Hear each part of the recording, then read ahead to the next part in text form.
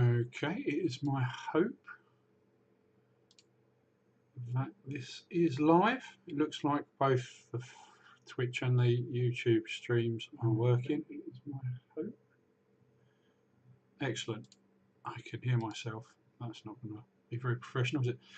Well, thank you for watching the stream, either live or with the recording. It will soon become apparent that I am no expert at this, but I am hoping that I can showcase some work that I've been doing using AI vibe coding to scratch a long-standing itch that I had for EVE Online to have crews on their spaceships. So I did have a plan to sketch out some show notes and have a bit of a structure to this, but I don't really haven't done it. So I'm very much winging it. I do have some images. I've got a lot of gameplay links to show you, but I just want to lay out really what I've been trying to achieve.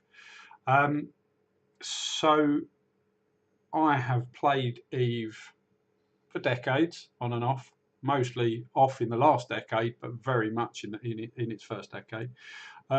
I've always been inspired by and captivated by the universe and the art and the way the tiny details of the universe. And I know that EVE is a game that is built around its social constructs, its massive battles. That's what it's famous for. It's thousands of players, it's corporations and alliances. But for me, I've always played it wrong, and for me, it was more of a quiet space with a hidden threat, because somebody's always around the corner lurking to ruin your day and blow up your spaceship. But I've always found EVE to be quite a serene, indifferent but beautiful universe to move around in. And I for a long time, you know, like everyone ship spins. Ship spinning in EVE is the thing that people kind of they scoff at, you know, spreadsheets and just sitting on stations. But the environments are so beautiful, the spaceships are so well designed that you can't help when you're ship spinning to wonder what's going on inside. So I used AI coding tools to try and fulfill that dream. And what came out is a very much work in progress EVE cruise, which I'm going to show you now. It's designed to work alongside EVE. It's linked into what you do in EVE, so it really sits in the background and is something to fill out the quiet moments in your EVE gameplay. With apologies to Fenris Creations, obviously, formerly CCP.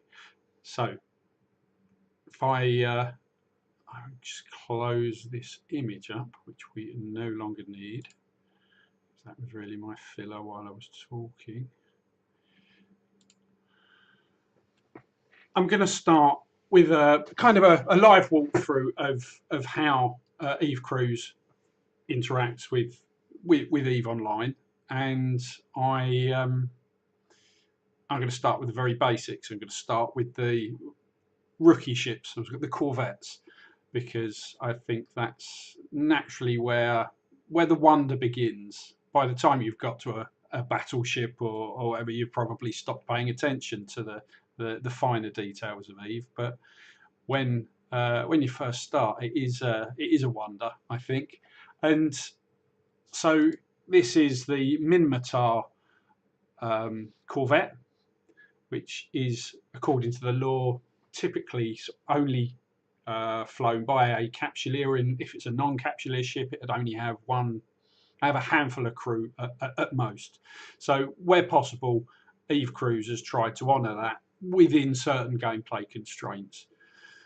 Yeah, so this is the kind of thing when you're looking at any one of the beautiful models, you see all these panels on the side and you're wondering, you know, try and get a sense of scale. You can see the cockpit, and you think, well, is that a single-person cockpit? Is that a whole command deck with you know, or perhaps a tandem, you know, side-by-side seating arrangement for a pilot and a co-pilot, perhaps? Because these things, even the smallest ships, are the size of commercial airliners. They're huge, absolutely huge. So a person walking along on the wing of this would be not much bigger, I would imagine, than and I say that symbol there. We can get a sense of scale. And one of the things that I love, having been gone from Eve for quite some time, so much has changed. And one of the beautiful little things that I'm really enjoying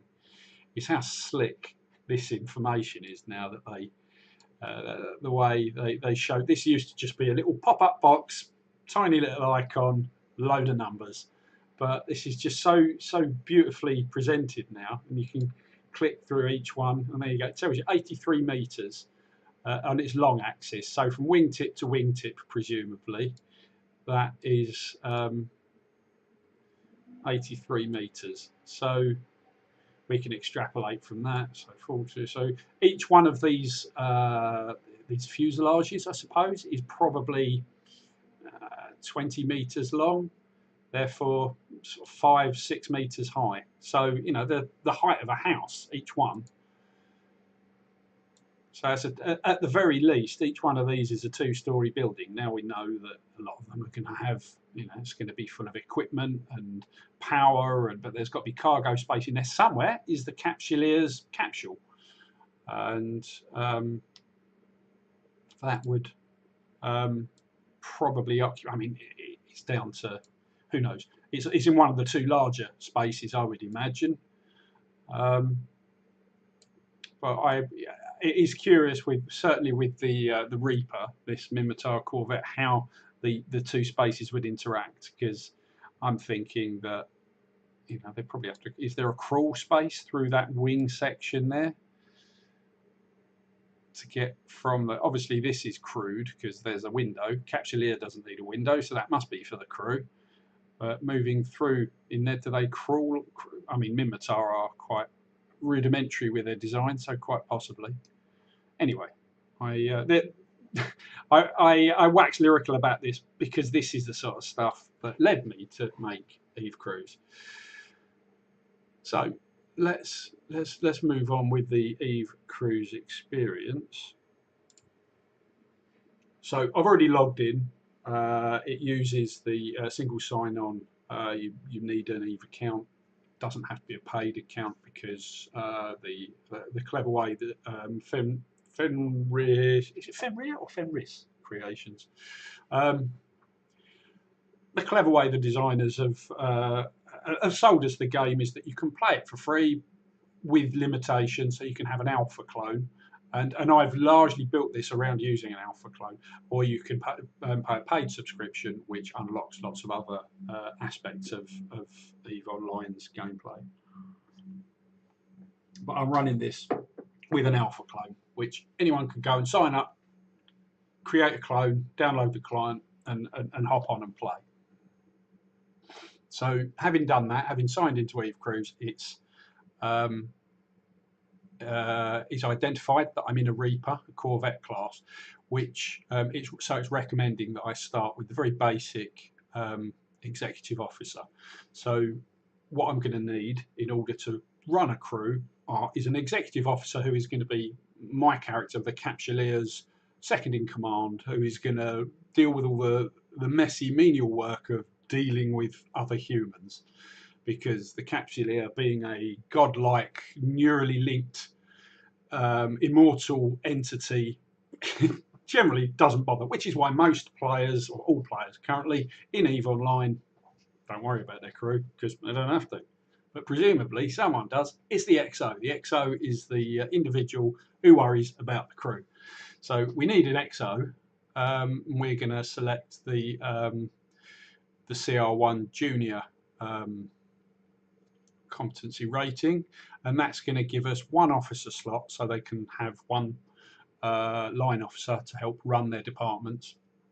and we'll get a 5 million ISK grant in order to do that. So one of the limitations of, or the main limitation of Eve Cruise is that it can only listen to Eve Online. It can't feedback. We can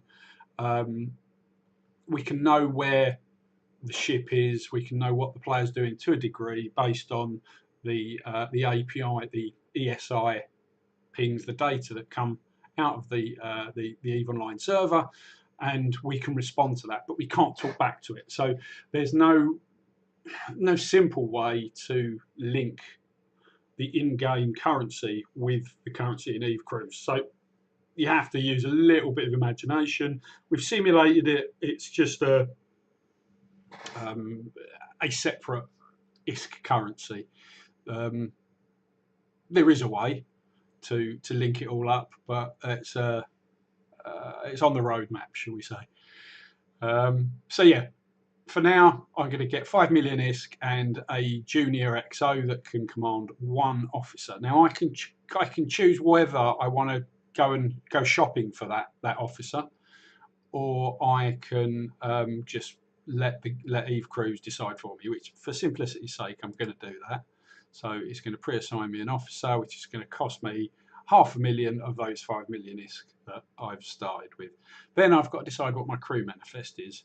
Standard commission will fill all of the crew up. I mean, there's not going to be many. It's a Corvette. I think the crew complement is 4 or 6, one of the two, which is a little bit higher than the law might expect of a Corvette, but I think it's still within the realms of possibility, and that is adjusted by various factors. So we'll come back to that. So I can either go for a full standard commission, which I'll do for simplicity's sake, but there are other options, because some of the play testers that I've been working with, they wanted to be able to have a fully singular one faction crew. So you can start with all Galenti or all Minmatar, as you like. You can go for a pirate crew, basically a motley crew of all of the less salubrious characters, or the less salubrious factions, which is pretty much hard mode because they don't get on. They can be quite counterproductive, but they do come with benefits too if you manage them right. Running light just pretty much means that you have to go and find and pick your crew, but we'll skip all of that and we'll go with the standard commission, which tells me that I've used 500,000 and a little bit of my 5 million ISK. I'm going to accept that commission,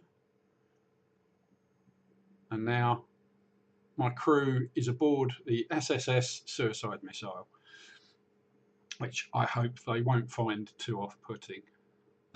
Just going to pause for a moment there because I just want to run my eye across the streams to make sure this is all working, because I'd hate to be talking into the void and not being heard. So I am going to, shall I enable the Eve sound? I might turn it down, but we get a bit of background then, won't we?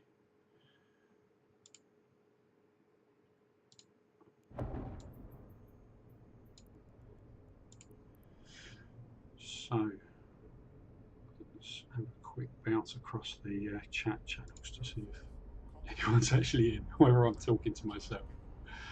I think I'm probably talking to myself.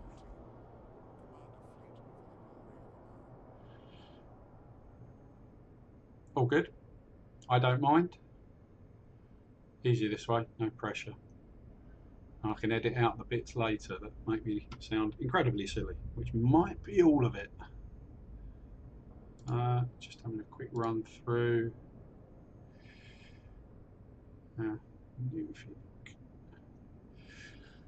So, definitely edit that bit out. Back to the game. Only one screen. I remember when I used to have 3 screens. I've got one big one now, and it's actually harder. So, here we are with our Reaper and our Eve Cruise interface. So what we're looking at here from top to bottom, the top bar there is, I'll come back to the telemetry, which you can't really see because I've got the size amped up to the point. Right, there you go, that might be a little bit easier. So I hope that still comes through on the stream at that size. Let's just quickly eyeball that. It's going to be quite hard to read, isn't it? I will zoom in if necessary. Maybe I can do that. I'll do that in post.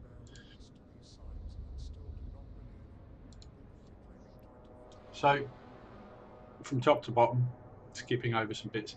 Eve Crews, there is an in-game manual, which is a useful thing for nobody to read, TLDR.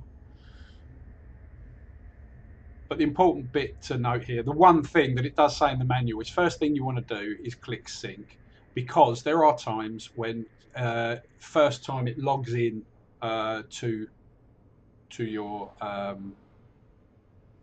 your account, it doesn't necessarily capture all the skills, and those skills are important to determine certain aspects of what Eve Crews does.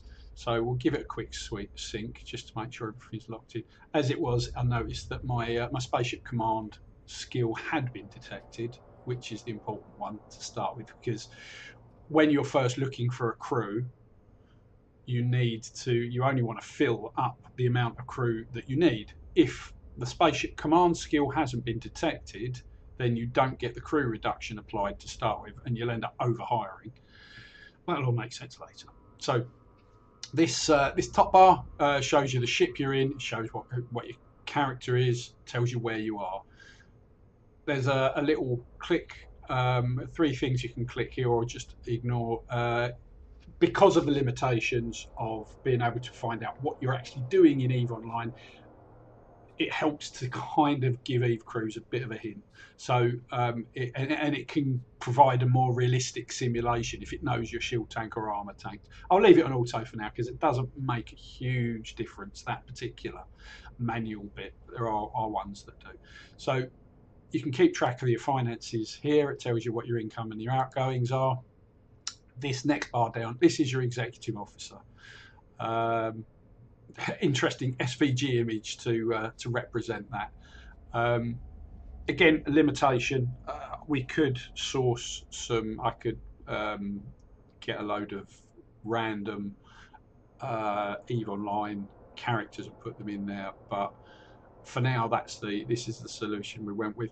I like to think it's representative of the fact that the neurally linked clone-addled brain of the Capsuleer no longer sees lesser mortals as anything more than a series of shapes.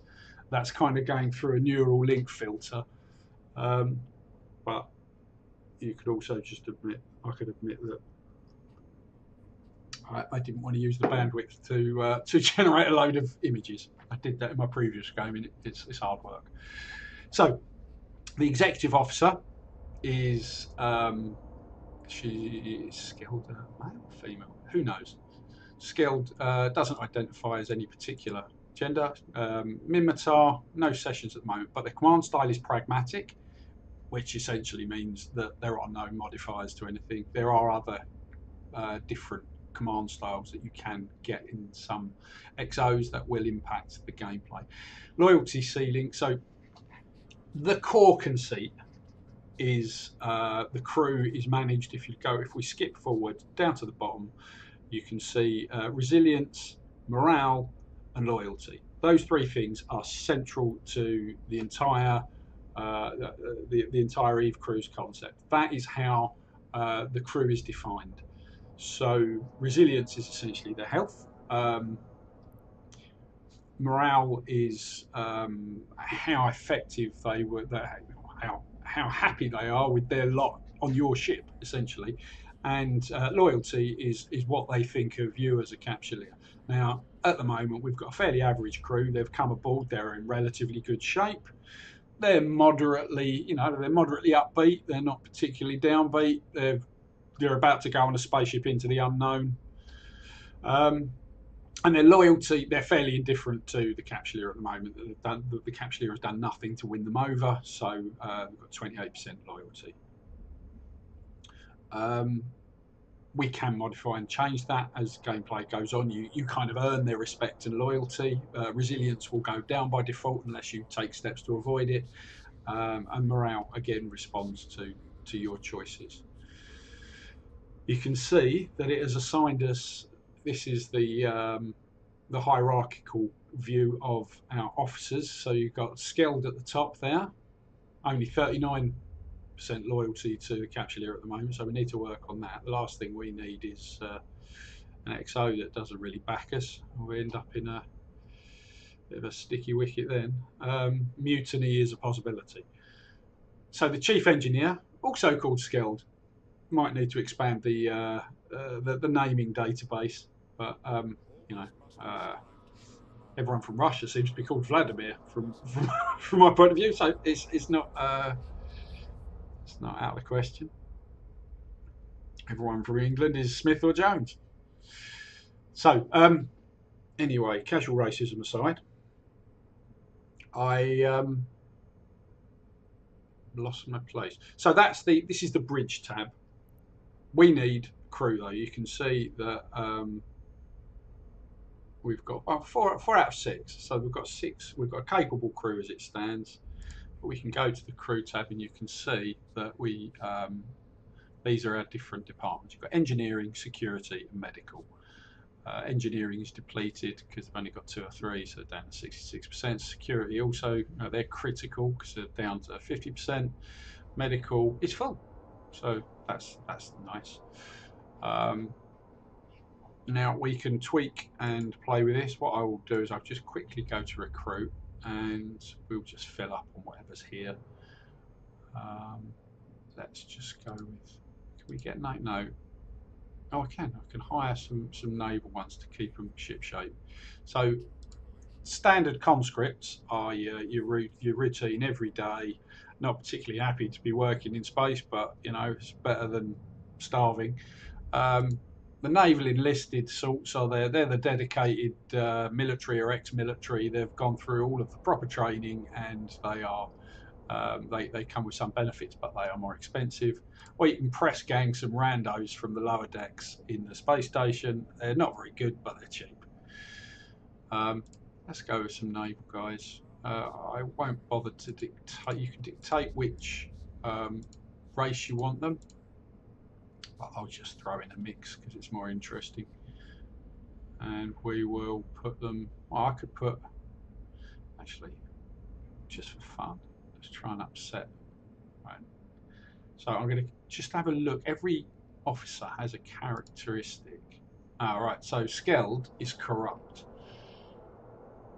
I can't upset him with putting particular races in. But let's put in, he was Minmatar, wasn't he? Yeah. Let's give him a buddy. I'll put in a Minmatar bod to work in engineering with him.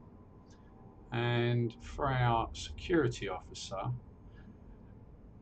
let's have an Amar security officer who is going to be on his case. That can be the Pat Garrett to his Billy the Kid.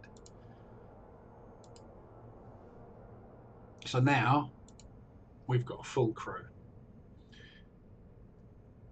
All 3 core departments are full. You can see that greyed out there are other departments. You can expand those. The benefit of that is mostly, I mean, it's all for character, isn't it, really? If we're honest, it doesn't affect Eve at all. But I like to open a flight department, a flight deck, if I've got a drone ship. It makes sense that you'd have specialists on board that would be dealing with the drones. Industrial is more for if you're mining. Science is for exploration. Logistics for hauling. So you can, it adds character and it does open up events. So one of the things, as the whole structure of the Eve Cruise game is defined by sessions. A session is 10 minutes long, triggered the start of the 10 minutes, well, a minimum of 10 minutes, started when you undock. You have to stay undocked for 10 minutes or more to for it to qualify as a session. And that's how time passes in Eve Cruise. As sessions are accumulated, it triggers more things to happen. So we should probably get underway and do something to show you how this kind of thing works. So you can see our XO is blinking with an open comms indicator. So it wants to talk to me about assuming command. So Skeld has said, Capsuleer, Skeld Bigel reporting your command commission has been processed and filed with Concord. Forgive me for not putting on a Minmatar accent. I don't know what one sounds like. I formally assumed the position of executive officer aboard this Corvette class vessel. The crew are assembled and awaiting your address. On a ship this size, first impressions set the tone for every watch that follows. I recommend a formal inauguration. Read the articles, address the compliment. Alternatively, we can brief department heads directly and let the crew draw their own conclusions. Your call, Capsuleer. So we can go the full Monty and throw a bit of a party, and that will give us +3 resilience, +8 morale, +5 crew loyalty, and there's an ISK cost. It should really show us what that ISK cost is, but that's one of the areas for improvement. It scales according to the size of the ship you have, which is why it's being squirrely about showing us, but it won't be much if we're in a Corvette. Alternatively, we can walk. We can say walk me through the systems, which is essentially just talking to the XO and the line officers, and that will get the line officers on board, get some loyalty for them. Or we can just undock and not really worry about it, have a bit of a chat over comms. XO will love it because it makes them feel special, but the crew are going to feel left out, so their morale goes down. Let's go for the Billy Big bonus with the cost attached. So that resolves that event. Inauguration conducted in the main corridor, the only space large enough for a full complement. Skeld Bjeld reads the ship's articles. A case of quaif is opened. The Capsuleer addresses the crew directly. On a ship this small, everyone can see the Capsuleer's face. Most of them have never been addressed by one as equals. Silence afterwards carries weight. This is the crew's first memory aboard. It's a good one. So there you go, all 6 of them plus the officers. So what's that? 8 humans aboard there somewhere. So let's take them out somewhere. So we undock. I haven't taken a, a mission or anything. But we shall see. Right, so you can see on the Eve Cruise interface, it's detected that we've undocked. We're now underway at the top, and it's logged the timestamp. And you can see there's the session timer here, this blue bar to the right of the telemetry bars here, all of which track various different server pings. But that's the important one, the blue one, that shows us our session taking place. So the XO has asked for an operational brief. What are our expectations for this run? This is key because this is essentially the Eve Cruise gameplay. We need to predict what kind of session we're going to have, what we're going to do. I'm going to go and look for some PvE to do, so I'm going to make them combat ready. Providing that we succeed to find a fight, I'll gain some loyalty. The crew will all get a point of loyalty. If I don't, their morale will drop because of the anticlimactic drain. I don't know if you can see that. Let me enlarge it slightly.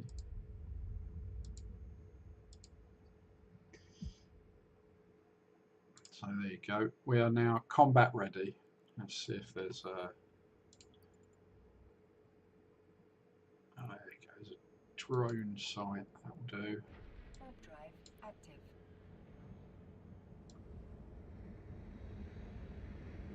So you can imagine they're all in there, sort of at their station. Somebody's pressed the button to make that make the turrets go in.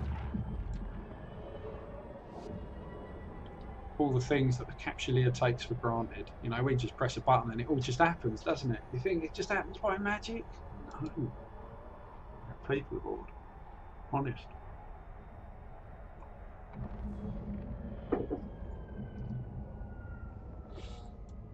Here we go, brave little souls. Some of them probably never seen combat before. They're in there pressing their buttons, venting the whatever that is. So that's what I love. I mean, that's new for me. It just looks so much better. It always looked good. This is a 25-year-old game. Anyway, stop waffling. We're getting shot at, and this is only a rookie ship. So, right. So, I designed this so it should hopefully be fairly cap stable, and I can just stay away from everything and let the drone do the work. So I can go back to chatting.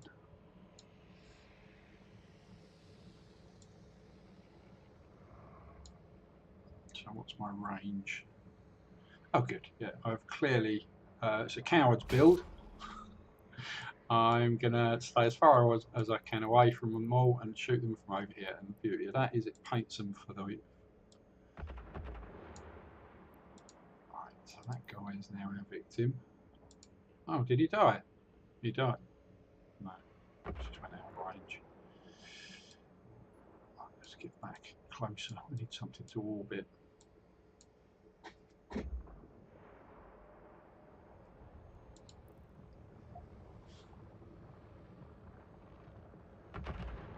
So, I mean, a lot of what I do, I play EVE alone most of the time and just enjoy the cinematics of it. So, keep that in mind.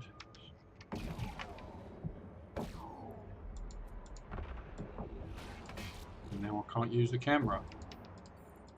Bear with me.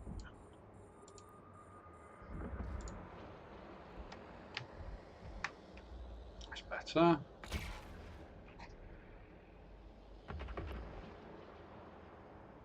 Although it is difficult to get the cinematic view to actually behave. Let's get closer. Closer!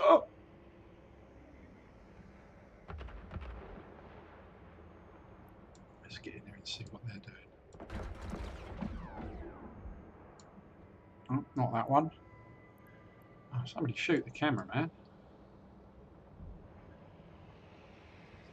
So the essence of what's going on in EVE Cruise is nothing, because we should be playing. We're now focused on EVE Online. That's the downtime. So we just enjoy the EVE gameplay for what it is. Right, we're now getting clobbered. Shields are run out. Probably going to die. Which will be interesting because we will see. See how many survive. That's something that's covered quite a lot in the lore. I did look into this some time ago about how you know, the survival rates of the crews on the ships, and at one point I'd worked out the attrition rate of the amount of humans dying in a single day in EVE because of all of the ships blowing up would have made the human race extinct unless they had an improbable reproduction rate. But my maths was wrong, and it turned out it was alright. There's a blog post out there somewhere. There's 2 blog posts somewhere. So, I mean, not the most exciting of combats on this occasion. Drones are a bit dull. But I imagine for them, oh yeah, let's see the crew, they're going to be panicking now, they'll be running for the fire hydrants. I am going to retreat to a safe distance to try and get those shields back up. Get out of their range. There was no reason for me to be that close. I mean, that again, I love the damage modelling now. This is new to me too. That looks so good. A module has run out of charges. And what's going to be happening here is that when we get back, when we dock up, assuming we don't die, I will submit an after action report, which will be the game log of all of the, you can see at the top, all of the damage coming in. That gets logged locally in a file. We feed that into EVE Cruise, and then EVE Cruise will extrapolate an outcome of what happened internally. My need to win this combat is is going to keep me out here. Everyone, clear these drones out first. Or basically wait for our drone to do the dirty work because I'm hiding. So we've got an optimal range of 19. So let's orbit one of these fellas at the right range and give him hell. Or in fact, let's orbit him and kill the others. Or orbit one of the ones we haven't got locked, so I don't lose my orbit node. Right, so our shield's back up. Got absolutely no armour left, but then we only had it's paper thin anyway, wasn't it? Let's get one of these. Support our warrior drone. Right, so our shields are taking damage again.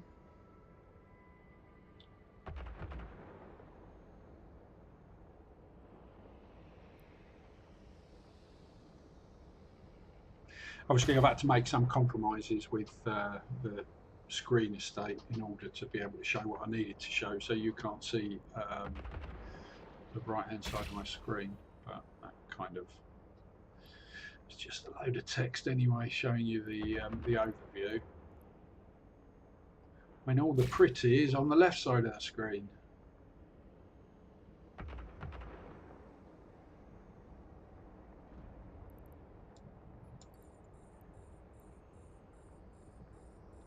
I don't really want to shoot that guy because he's the one we're orbiting.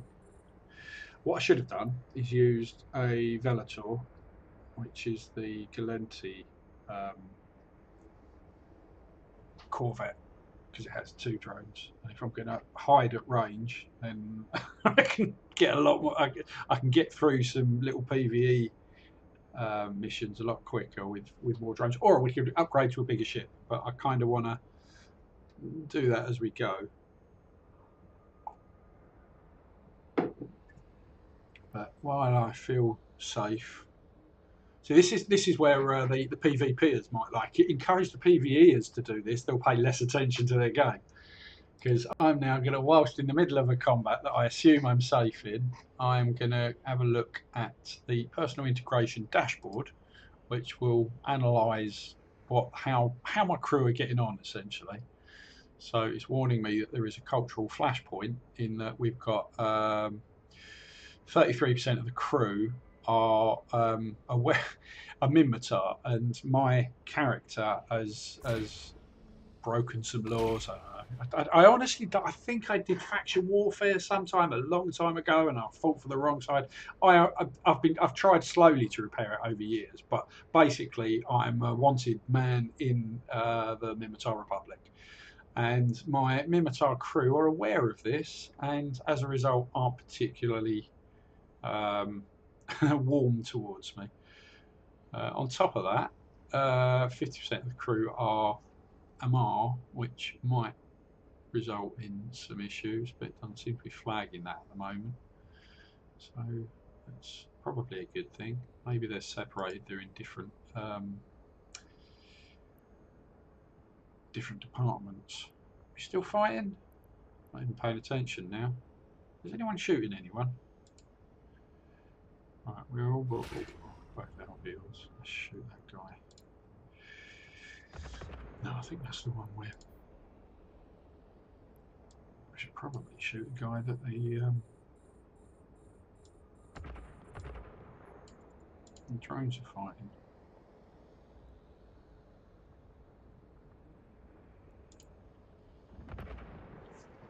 So let's see. Our naval enlisted is Amar, conscript Amar. All right, so we've got two Amar guys in engineering, but with the boss being Minmatar and the one of the lowly dudes also being Minmatar. So that should create a dynamic that can trigger certain events over time. Security doesn't have a commanding officer because it's a Corvette. There's just not enough. So the XO takes that command burden directly, which does incur a certain amount of penalties. But he's got 2, So they've got a 100% MR in there, so that shouldn't cause them too much problem. And medical is just one guy, isn't it? Another MR guy. Yeah, so that's all right. There's some more. There's more things to talk about in medical, but I'll come back to that. So we're still fighting these fellas. Sack this. You know what I haven't done? I haven't really thought this through. In that rogue drones are susceptible to EM, and what does the warrior do? I think it's explosive. Right, he does explosive damage, and yep, these drones are most well armoured against explosive damage. I've bought the wrong drone. No wonder he's taking so long. Let's zoom in on him. See what the drones look like. Oh, they haven't really changed. Slightly better textures. No. The weird thing is, I played Eve when drones were still fiction. Now they're a real thing on battlefields, which is a dark thought.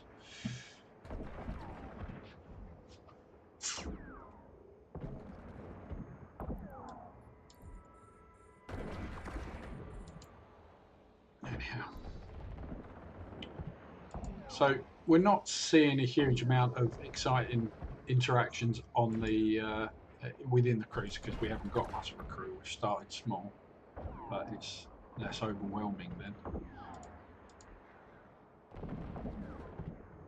What I wanted to show was the report. So you can get a report when you've got an officer running a particular department.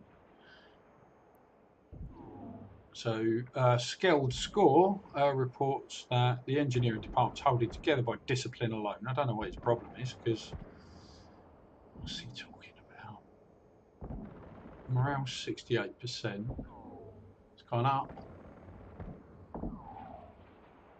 Yeah, it's just pointed. Priority influence, morale. All right, so it's actually him. He's got low loyalty, so he's been a misery. He's highlighted a cohesion assessment because of the MR Mimitar mix. There's a high risk of acrimony and factional disruption. Officer oversight critical. So he's keeping that in check. But if it was one of the other departments, we'd be in trouble because they don't have an officer directly.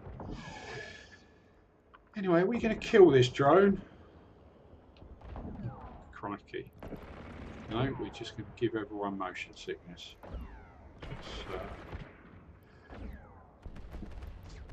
Look at our ship. Still on fire. So I'm assuming that engineering will be scurrying to try and put that out right now. I have a word, didn't they? A module has run out of charges. Oh, good.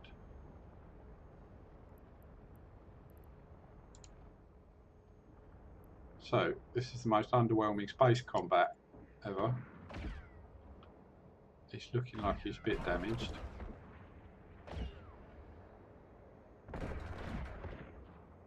So even though it's the same model, I think, that it's always been, but it's definitely been reskinned. And the skinning, the texturing technology that they've got in Eve now is, I don't even understand what, I mean, with the whole, I think you can paint your own ships now, which is probably why they've given to Amber a Polaris award, because surely that puts him out. For years he was like, his entire Eve shtick was skinning ships.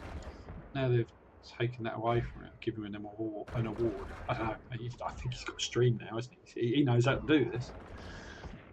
Unlike me.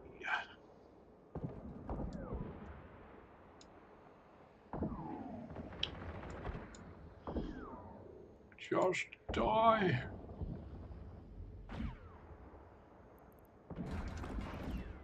So back at our ship. I think we can safely say that they might be panicked aboard there with all the damage, but that now it's got interesting. Some big ones have turned up. You know what? I don't think I can. I'm going to go back and get a different ship because this is just painful. Have we done our 10 minutes? Yeah, session timer. Session is eligible. So let's park this. Got our drone back aboard. Let's head home. Overdrive active.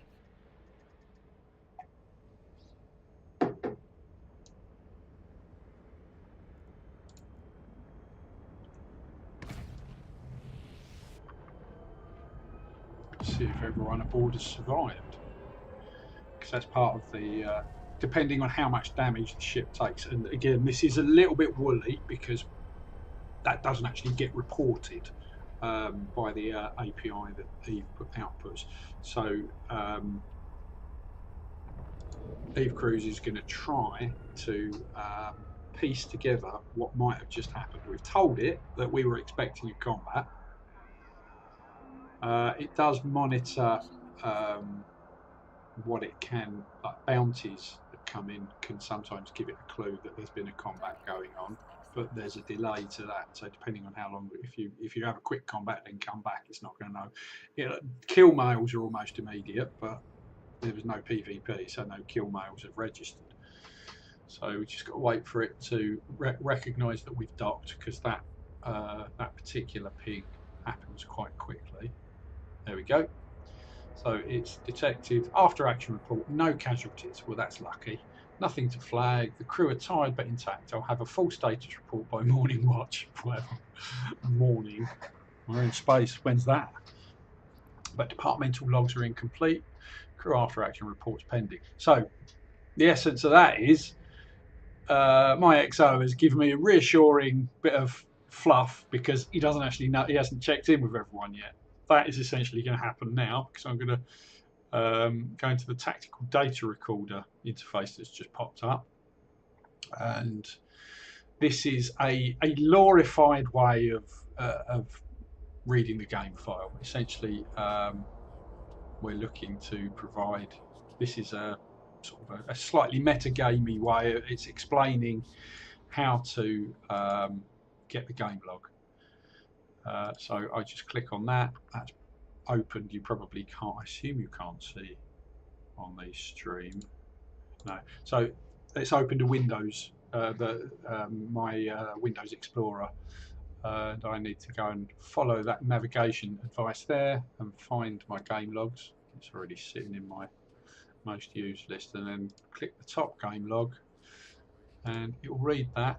There you go. So now it's immediately taken, it's assessed the game log, and it's confirmed that we've just been involved in hostile engagement, and there is actually one crew casualty, which seems like an act of self-harm. Why would you tell it that? But you do get, as you can see further down in the big green writing, you get financial rewards. So because the Secure Commerce Commission, one of the organisations within Eve, are rewarding us for the intelligence that we've provided, and this is essentially Eve Crew's way of generating an income. So high density combat telemetry received. This data provides valuable insight into hostile resistance profiles and sustained damage thresholds in this constellation. The Naval Intelligence Directorate extends its formal gratitude. Compensation transferred. Obviously that doesn't go into Eve Online because it can't. It goes into our Eve Crew's purse. But yeah, so it detected 72 incoming hits, 1,200 hit points recorded. It's determined from the ship we're flying that it was probably a shield tank ship. There were some big hits in the dialogue, which that was just Eve's flavour. You know, it comes up with every time you get hit, it's saying it smashes, it crashes. You know, like there's a little bit of text flavour in the combat that you never really pay attention to because it doesn't mean anything. So I like the fact that Eve Crews can do that. It can give the little touches that have long been forgotten about the way Eve works. It gives them meaning. So the fact that there were two critical impacts means that's raised the chances, the internal logic of Eve Crews. It's raised the chances of there being a crew casualty. There are other factors in that. The hull type has a hull, what's it called?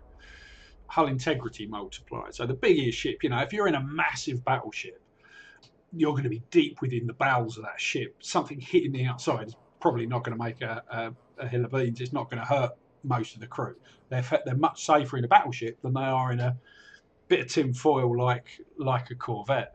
So that's what the CVF down here is referring to as the crew vulnerability factor, which is calculated from the hull integrity modifier and the crew's morale and loyalty, because how fired up they are affects how quickly they respond to breaches, how quickly they can, how willing they are to help each other out. So that it kind of in an abstract way defines how the activity on board, how efficient they are on board ship, and how much they've got each other's backs.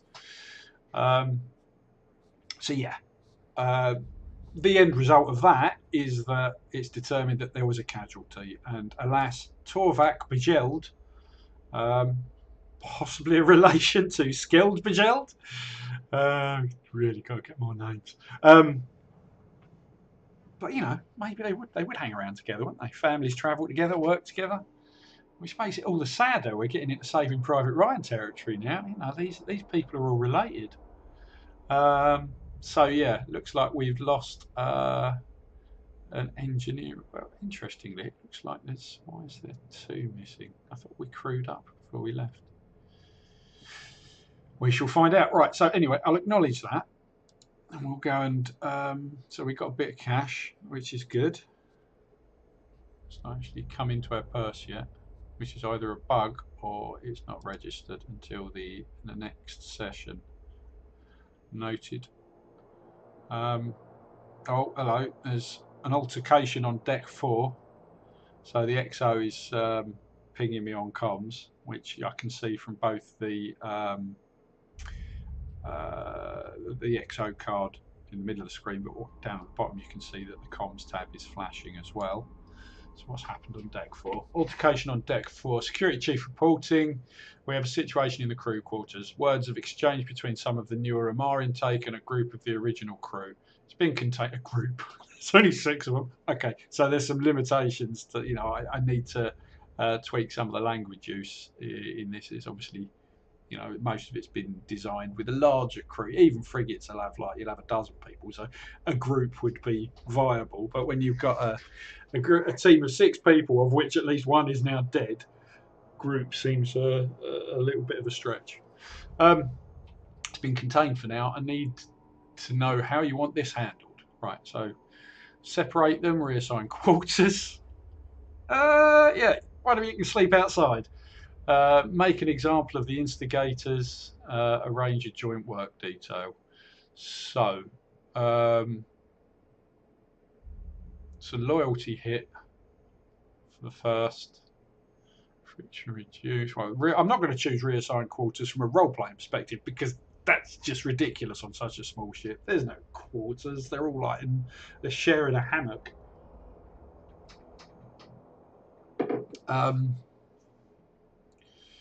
Make an example of them. I was going to take a hit on what's our morale like. Our morale's not great, is it? Oh, that's all right. We can take a morale hit. Cosmopolitan timer. So the Cosmopolitan timer. Cosmopolitan is an attribute that the XO can earn, because at the moment they've got what's our XO? I didn't look at this. So our XO is perpetually glum and miserable, demoralises weak officers. So if you get an officer with the weak attribute or the weak trait, that can interact. Yeah, I didn't cover all of that. So let's try and give, we need an upside to our XO. They're a bit rubbish, aren't they? I might just get rid of them. Yeah, let's not bother investing in them. I'm going to sack them. We'll look into that in a minute. Let's just make a decision here. Let's go for, there's a lot of minuses there. -10 loyalty, I'm not going to, who would do that? I'm going to do the top one. So reassign quarters. Right, one of you sleeping outside. Good luck with that. Although it looks like you're all outside at the moment. The amount of holes in the ship. Just better get that repaired. See, this is why I love just ship spinning. because now when you repair things, you actually see it happen. You get the little drones come out. Right, I've told it to repair. Don't make me a liar. Come on, where are they? Oh, it's just healing. Didn't happen. You'll have to trust me on that. Sometimes they come out, or maybe they came out while I was chatting. I don't know. Oh no, here they are. Here they are. I love that. I mean, bit sort of late. The animation's a little bit disjointed there. It would work better if they'd have turned up and then the ship skins healed, but kind of everything. Cheers, guys. Well, maybe you're just checking to make sure it's up to code, is it? Yeah. Thanks for that. Where did he go? Did you see him go all the way? He's just... No, he's off. Okay. But yeah, I love those touches. But then, controversy. I liked Captain's Quarters. Anyway, on that bombshell, what were we going to do? I was going to sack the XO, wasn't I? Because I realised that they're miserable. Before I do, one of the things that is key about them is they have a hull affinity. So the smaller, the more junior ones tend to favour the smaller ships. In this case, we've got a very junior officer who's a CR1. So command rating of 1, and he is a specialist at frigates. If they're flying a frigate, then they will get that provides a loyalty bonus to the XO. So that loyalty of 39 will slowly creep up because it builds the relationship between the Capsuleer and the XO. If they go into their specialist favoured frigate, which in this XO's case is a slasher, that will confer a bonus to the officers, who will also get a boost to their loyalty, and the crew's morale will start to increase. So flying a specific ship will kind of buoy the whole gang. And you can develop your XO to have an affinity to more than one ship hull type. Which you use command citations for. You can see they're essentially experience points. The command citations here slowly build up depending on what you do, different decisions that you make, different activities that you perform in the game. The command citations go up, and that will make them eligible for promotion, which takes place in the XO Lounge, which is where we're going to go now in order to get rid of this XO because they're rubbish. So this is the XO. So there are 3. We looked briefly at the recruit section earlier, which is where we can change our crews around. There's an officer academy where you can recruit more crews, and we can go to the XO Lounge where you get a new XO. So I can dismiss skilled, but I'm going to see what else is available first. So we've got an Amar Junior who is pragmatic. That's interesting. I forgot that. They've got gender there. They lose their gender when they come aboard. There you go. So yeah, male CR1 likes an executioner. Could go for a CR2. And they're into a destroyer. But I'll stick with the frigate-sized ones first. So do we go for this guy?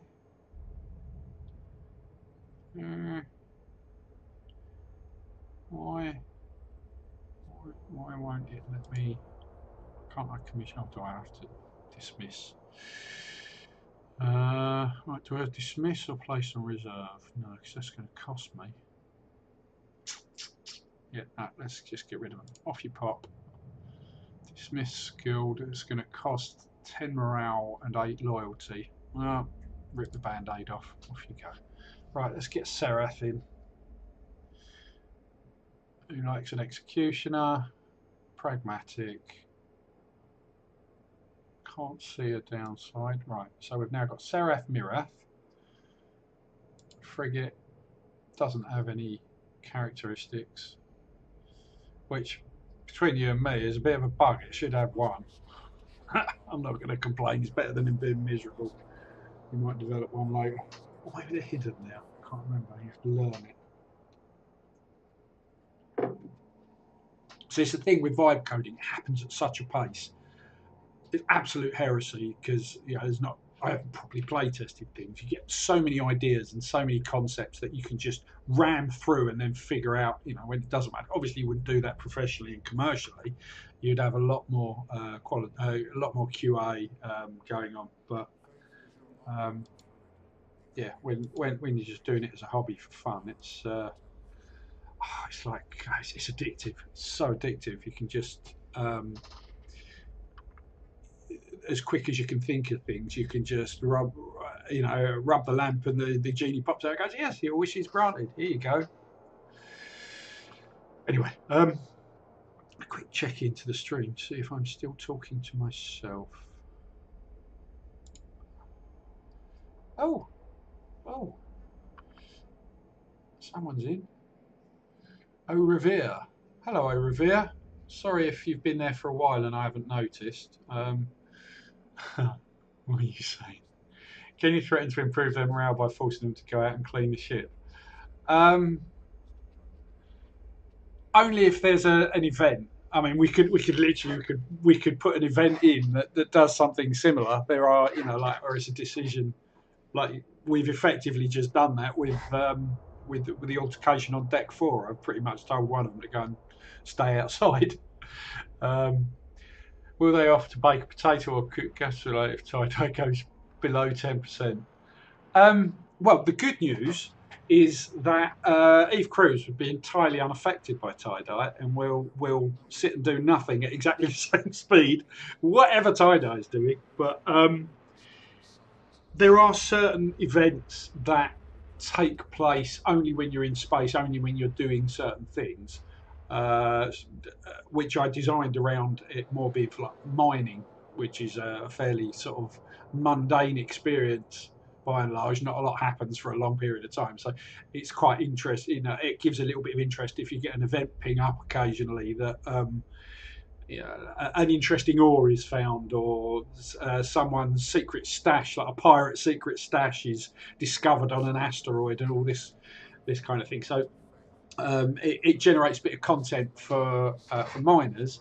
There's sort of the equivalent for some of the exploring content, but I hadn't really thought about sort of nullsec, tie-dye, big battles kind of thing, because I was sort of assuming most people are going to be far more, they're going to be talking to each other and the like. But yeah, there's no reason why we couldn't write some or bake in some. That's perfect time, really. I suppose that's the point of Eve Cruz, is to fill in those gaps. If you're sitting there waiting for your guns to cycle and fire again, you could absolutely have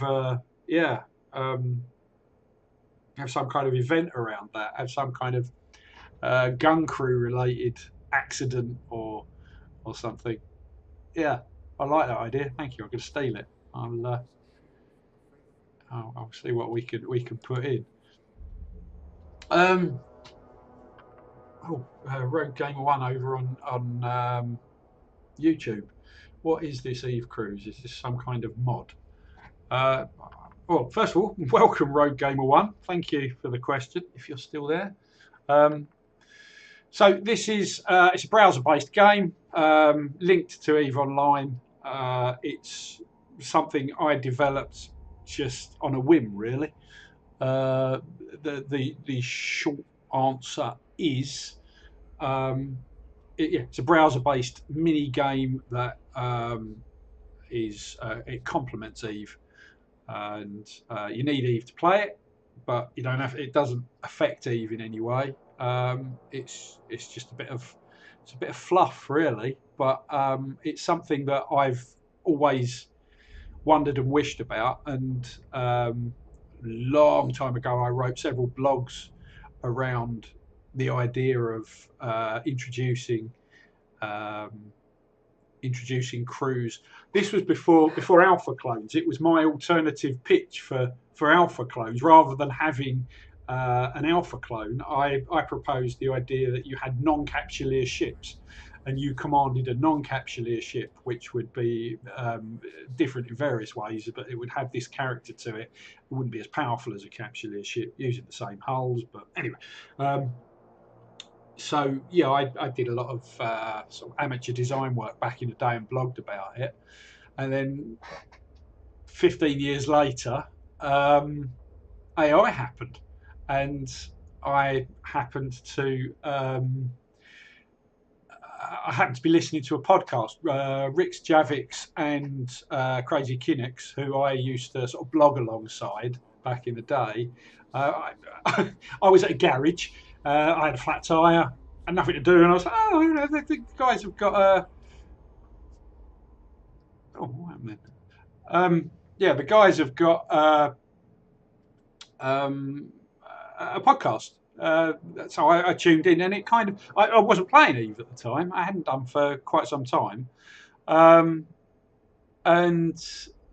it inspired me to check it out again, I suppose. And it made me sit there thinking, oh, because at the time I was already tinkering with AI. I'd vibe coded another game based on Hero Quest. I played with my kids, and then we made basically a simulated fantasy tavern. That's another story. This is about Eve Crews, but yeah, because I'd scratched that itch once already, and then you know the fellas popped up on this podcast, and I was listening to Crazy Kinix, and he's talking about his experience of going back to Eve. It was a perfect storm. The convergence of those moments made me think, I can use AI to make that game I blogged, that attachment to Eve Online that I wanted so many years ago, and they've never done it. They've done lots of other things. Anyway, yeah. So that's where it happened. I found those blog posts, and I essentially used that as an AI prompt and said, okay, look at this concept. I've written hundreds, thousands of words on. Let's bake this into built a protocol document and a design document using Claude and Google Gemini. Big fan of Notebook LM as a way of manipulating your information and analysing it. So yeah, built a series of design documents that distilled down into the blueprint to give a prompt to. I used Claude in this case. The first game I did, I used Google AI Studio, but this one I used Claude. Gave it the prompt with all of the associated information that we built, and it produced a very ugly but workable version of the concept. You know, and then bit by bit, I mean, there was a lot of back end stuff that I had to learn to understand, because in order to make Eve Crews persistent, to have a save so you could log in and log out, I needed to learn how the single sign-on authentication system works with Eve and with your with your account. I also needed to understand how persistent data can be stored in a sort of a secure third-party place. Supabase is what I use. So essentially, your Eve Crews data doesn't get stored locally on your browser, because otherwise it would just get lost, or it gets confused. It got messy. Version 0.1 was pretty much browser based, and it didn't work for lots of reasons. It needed to have a third party backend. So yeah, I'm not a techie. I'm a clinician. I'm a healthcare clinician by trade. I just, you know, I love technology. I play around with computers a lot. I love video games, love spaceships, long time Eve Online player. And yeah, all of those parts came together to make Eve Crews, for better or for worse. It was what I wanted. It's a dream that I wanted, and I've made it happen because AI makes it possible. Hi, Oxeth, 0x, 0 times Zeth. You'll have to give me a style guide on how to pronounce that. Can I call you Zeth? But welcome.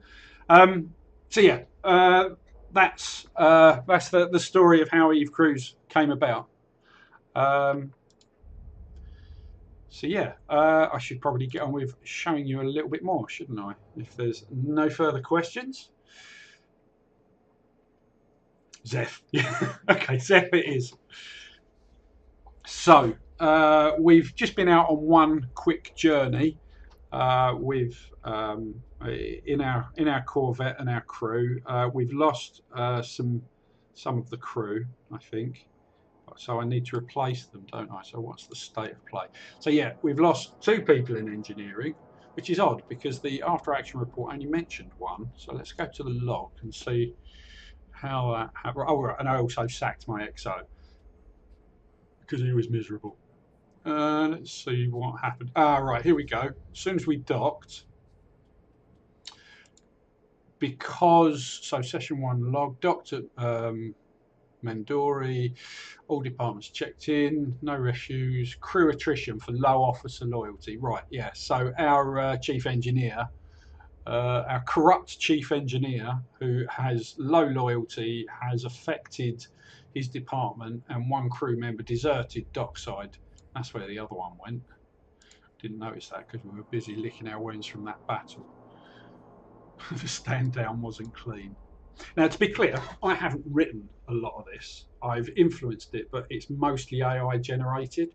So a lot of this content I'm reading it for the first time, which is a joy for me because I don't know what the outcomes of some of the things are. So yeah. So we've lost 1 guy to desertion, and 1 guy died in that combat, which is very sad, but that's what happens when you work in space. So we need to replace them, and we also need to give some consideration to what to do with the body. So as you can see, if you look in medical now, we've got, because it's only a Corvette, we've only got cold storage for 2 cadavers. And absolutely no link apart from, but there's no biomass reserves. Now, biomass reserves are useful because it can help to replenish the crew. It can help increase their resilience. But you have to acquire biomass, and you need to find a source of biomass. And having cadavers in cold storage might be a useful step there. So, I mean, there's an ethical choice to be made there at some point, but we'll leave it for now. Or will we? We can quickly pop to the recruit screen, where this is where we offload and gather body crew. Freudian slip. So because we've got that 1 body in cold storage, if you look down the bottom here, you can see we've got a choice. We can repatriate that body, i.e. we pay 10,000 ISK and essentially send the body back to the family. Because in Eve law terms, 1 ISK is a life-changing amount of money for an average peon on the ground. You know, capsuleers are, you know, they're all Elon Musks. They're all the richest person in the universe. They don't know how rich they are. People that are anywhere in their orbit, officers that work for capsuleers, are also the elite and have more money than sense. So 10,000 ISK, nothing to an Eve player. Absolute life-changing money for whoever's son we've just had killed. So it's an ethical choice, but it's a good one. Or I mean, to keep everyone else alive, we could liquidate that cadaver rather than send it back, and get +8 biomass out of it, which would replenish our ship's biomass stores and keep everyone else healthy. Very Soylent Green, but also very Eve, which we're totally going to do, aren't we? I don't know. Should we do the right thing? I'm bouncing around my screen really slow. Oh, hi, Zeth. Sorry, I'm bouncing around my my game screens and 2 different streams, so I'm not necessarily picking up on the question straight away. What have you asked? What does your app do? I'm a dev myself, so yeah, it's. I'm not a dev. I don't know if you caught what I was talking about earlier, but essentially it reads the ESI, the API from EVE Online, and responds to it in a way that tells a story of your crew, I suppose is the short version. It looks at where your ship is, what activities, it kind of heuristically identifies what activities you're doing, and then it creates an onboard narrative based on the crew that you've selected. Does that answer your question? I'll check back in a minute to see, but yeah, I've sort of wired this stream together, having not streamed for a very long time, and all right, I used a combination of Claude and Google Notebook LM, a bit of Google Gemini. That was it for the most part. Yeah, I considered looking at other tools, but yeah, Claude, absolutely. Claude is the first game that I built. I used I purely stayed within the Google ecosystem and used AI Studio. But I mean, it was fun. It was interesting. I really didn't know what I was doing and made a lot of mistakes. You're a dev. I basically learned the hard way that I need to learn how to use something like GitHub versioning and saving your work and the amount of mistakes I made where I lost good things because I just trusted the AI to do it right first time and it didn't. Yeah, it's been heartbreaking at times, but yeah. So the previous game I made was purely in the Google ecosystem, but yeah, I can't remember why I decided to try using Claude this time. I had used Claude previously for other things, for like career stuff, but the Google stuff I was using because I got a 3 years pro subscription with me Google Pixel Watch. Product placement. Can I get some money for that? Oh. But I previously used Claude, quite liked Claude. I find Claude less transparent, but the output is head and shoulders above. It's just more reliable. It doesn't make the mistakes that I found AI Studios was making. And part of that is because I've learned a lot. I've learned how to cover my tracks. I've learned how to do proper documentation and versioning and having protocol and workflow documents to guide the AI to make sure it doesn't make the mistakes. So a lot of it was user error. I'm not blaming the Google ecosystem, but yeah, I've just found Claude's done the job, and that's been my journey. My experience with AI has been, I don't know what it does until I ask it, and then I'll figure it out. Do not use Gemini for coding. Yeah, right. Yeah, I learned it in the hard way. Claude or Codex. Do not use anything else. Yeah. Claude coding.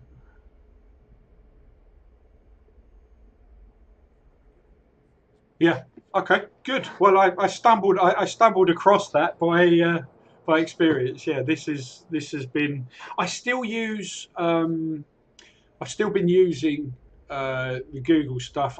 I think Notebook LM is amazing for just being able to build documents, and then like if I use Gemini or tokens, that's the key driver. I've been preserving my Claude tokens for doing the hard yards. So to save Claude thinking about other stuff, I often use Google and the free pro subscription to yeah, that's what I've been doing. So I take away a lot of that labour, do that through Google, and then yeah, it fires up.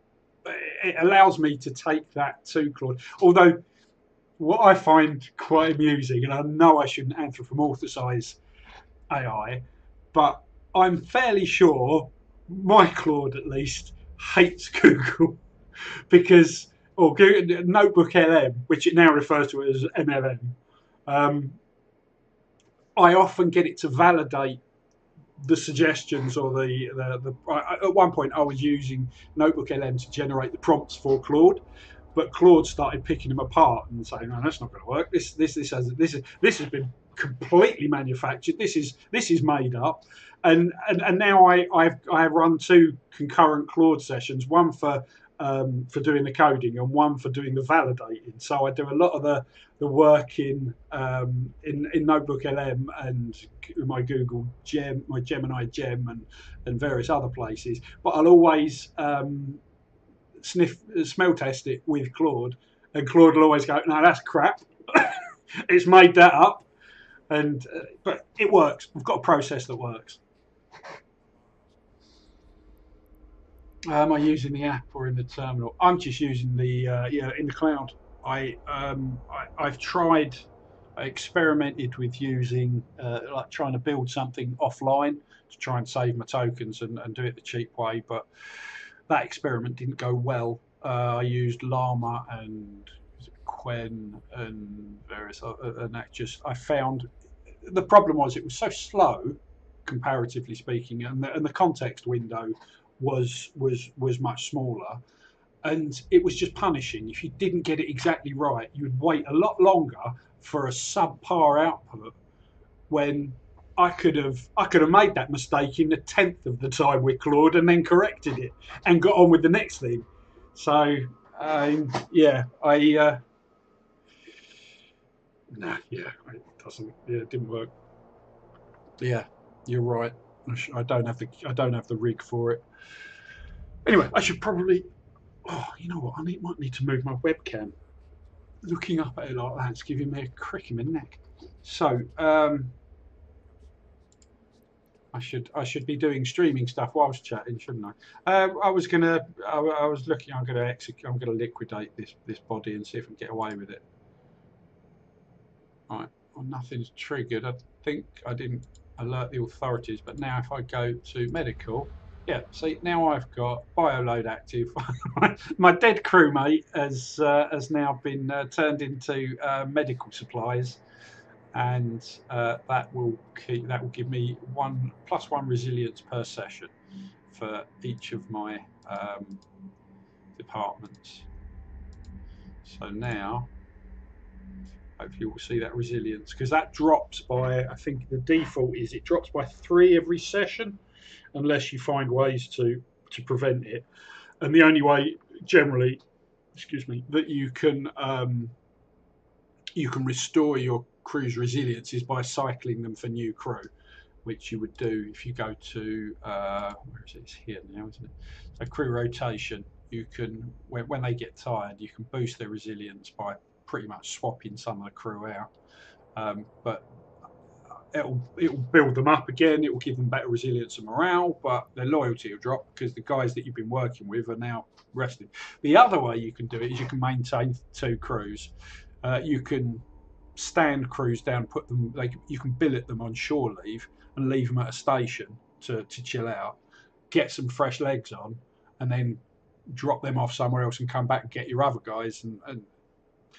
But yeah, so there are ways that you can manage your crew. Well, I can show that a bit later, but we should probably just what's good, right? So I'm tempted to upgrade to an executioner now if I've got one, because we've got a new XO. Let's see if I've got one in the garage. Do I have an executioner? So, yes. Right, so I'm going to upgrade to a different hull, and you can see that Eve Cruise has just detected that. Staffing alert hull class transition. So the bonus of going into the executioner is that our new XO is their preferred frigate, so I get bonuses for using my XO's preferred ship. That will give bonuses to their loyalty, to the officers' loyalty, and to the crew morale. So check, make sure it's fitted. It's not fitted though, which is going to be rubbish. You don't really want to watch me sit and fit in a ship. See if I have. Let's have a different frigate. Let's find an Amar. I must have. I don't really do Amar, so We got a cruiser. I could do a bit of exploration. It's not as exciting, but I think this is fitted. Yeah, right. So got a bit of a multi-role. I think it can do combat. Where it's got drones, so we can.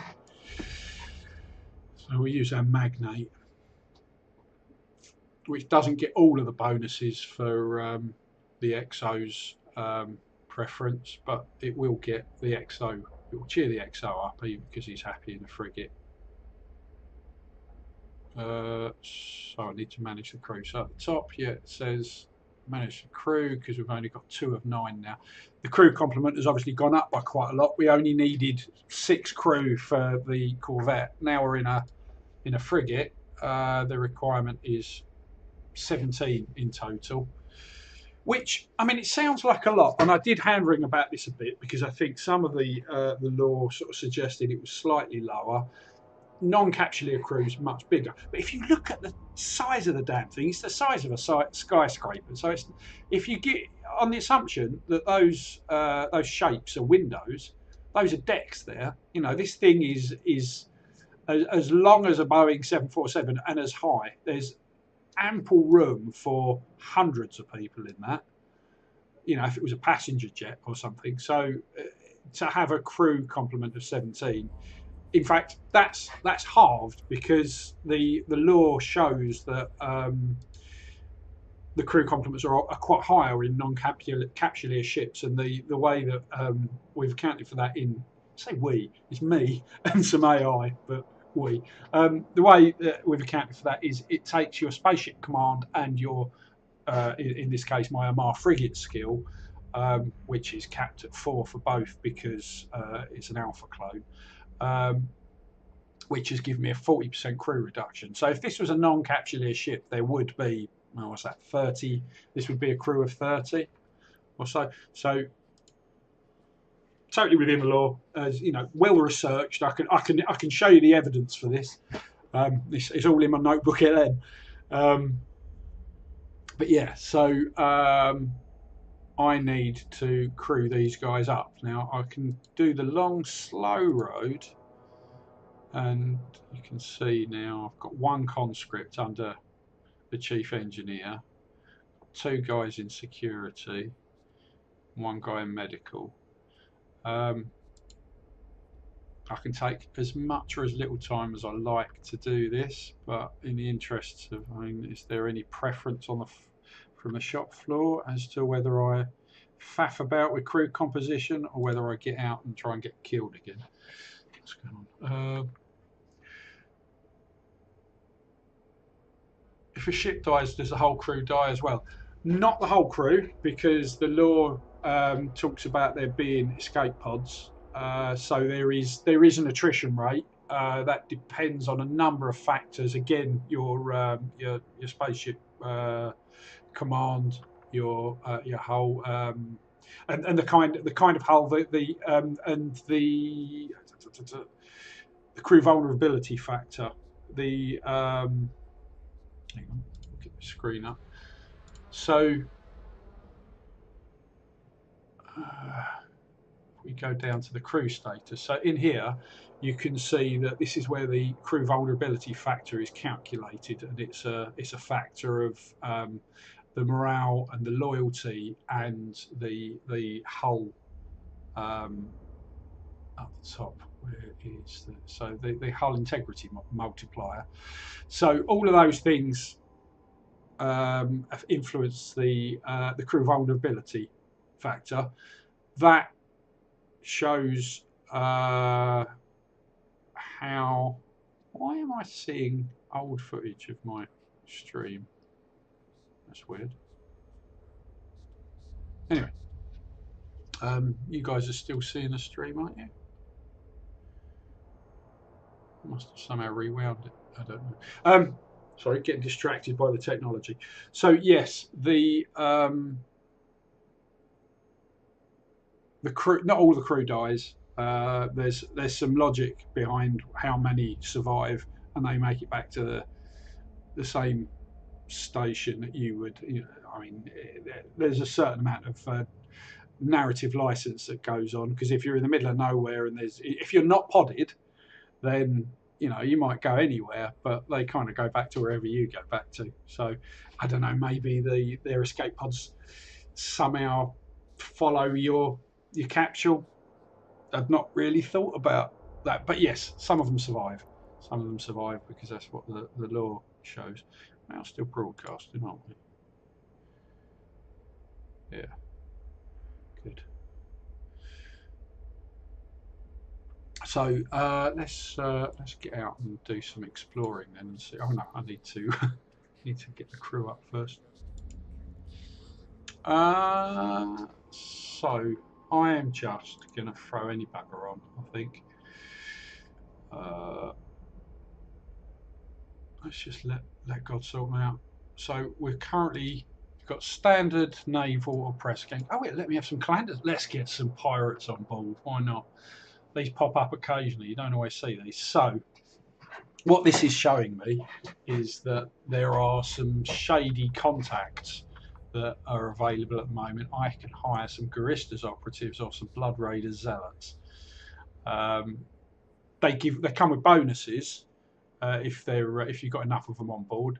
If you've got a shield tank ship, which this won't be, Guristas operatives are handy to have aboard because they give you a bonus, but they do tend to smuggle drugs on board as well, which comes with some negative events. So it's a bit of a Damocles' sword there.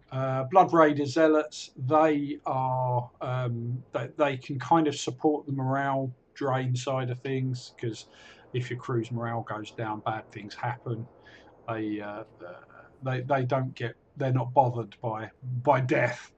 But as a result, they do also tend to do some weird things involving blood, which is very, if you watched any of the FanFest stream of the weekend, doing weird things with blood seems to be very en vogue at the moment. I think they wrote an Edda in blood because, Vikings. Yeah, so on that, let's get some Blood Raiders in. Let's stick them in medical. I'm going to get some clandestine Blood Raiders. So my current intake is going to be Blood Raiders. So I'm going to stick them in medical, so they're closer to the bodies. Let's stick some Guristas operatives in engineering. Oh crap! I've just put them in. Didn't mean to do that. All right. Well, let's put some Guristas in security then. Why not? Right. So we've now got a load of dodgy fellas in. So there's all our Blood Raiders. We accidentally put a load of Blood Raiders in in engineering. I don't know how that's going to go. And even worse, we've put 3 Blood Raiders in medical, and there's no officer overseeing them. So that's literally going to be a bloodbath. And we've put some Guristas for no reason at all in security. So who knows what that's going to do. And now we've got the comms is blinking, so I think the XO might have something. Oh, right. So the XO has contacted me saying, Capsuleer, the crew are aboard a frigate-class vessel for the first time under your command. This is a significant moment, larger hull, larger crew complement, higher operational stakes. The departments are adjusting to a new compartment layout and unfamiliar damage control routes. I recommend a formal commissioning ceremony to mark the transition. It sets the tone. Right, that's going to cost me $500,000 ISK though. But it will give me pluses to morale and loyalty. If I don't bother and I say skip the ceremony, we're not the Navy, they take a morale hit and the crew find the fleet on their own. I'm feeling like, given all of the reprobates we've just hired, I need all the bonuses I can get. So I'm going to take the hit on the 500 ISK. 500,000 ISK even. We're good for it. All right, there you go. Full commissioning ceremony conducted in the main hangar. Sereth Mirath reads the ship's articles. Each department head presents their section. The Capsuleer's presence is noted and remembered. The new crew stand at attention for the first time as a unified complement.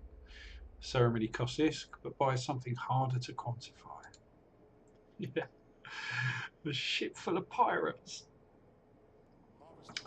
Okay, so we'll see how they all get on. That'll be interesting.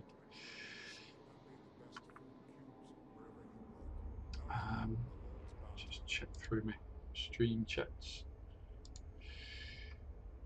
No further questions, my lord? Oh, looks good.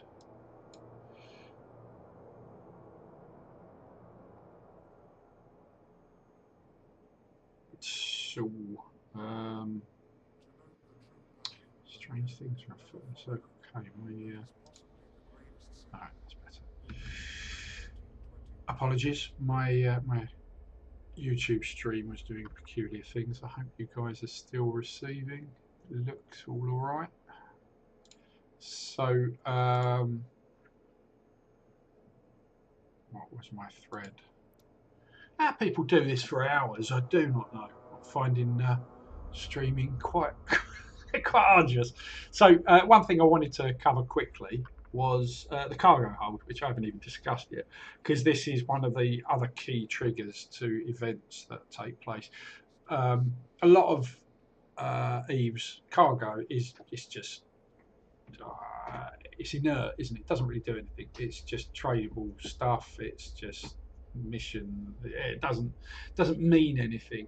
So a lot of the I've gone through sort of some of the more common things, random things that you might end up with, particularly for explorers who like hacking sites and the like. And the Eve Cruise checks what's on the manifest to if you've got interesting things in your cargo, it will trigger events,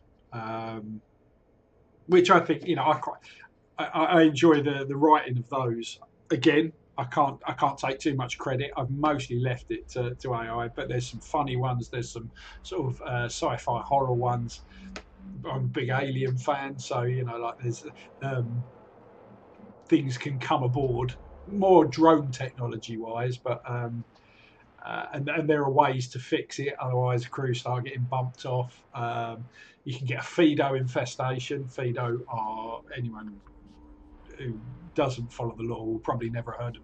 They're weird chicken blob creatures that are they're quite comical, but pretty gross as well. I think they're like the dark sci-fi equivalent of Star Trek's Tribble, if you've ever seen that. Like the weird fluffy thing. Anyway, they're a nuisance.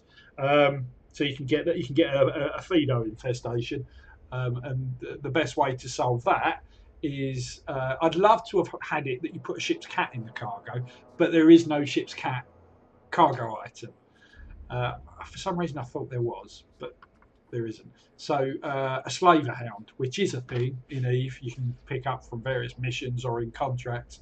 If you put a slaver hound in your cargo hold, it hunts down all the Fido and resolves the event for you, which Eve Cruise detects the slaver hound in your cargo hold and says, right, yeah, he's eating all your Fido. Anyway, let's crack on and do some exploring. Now we've got a full complement of dodgy characters and a new XO. The XO has got no command citation, so we're not going to promote them anytime soon.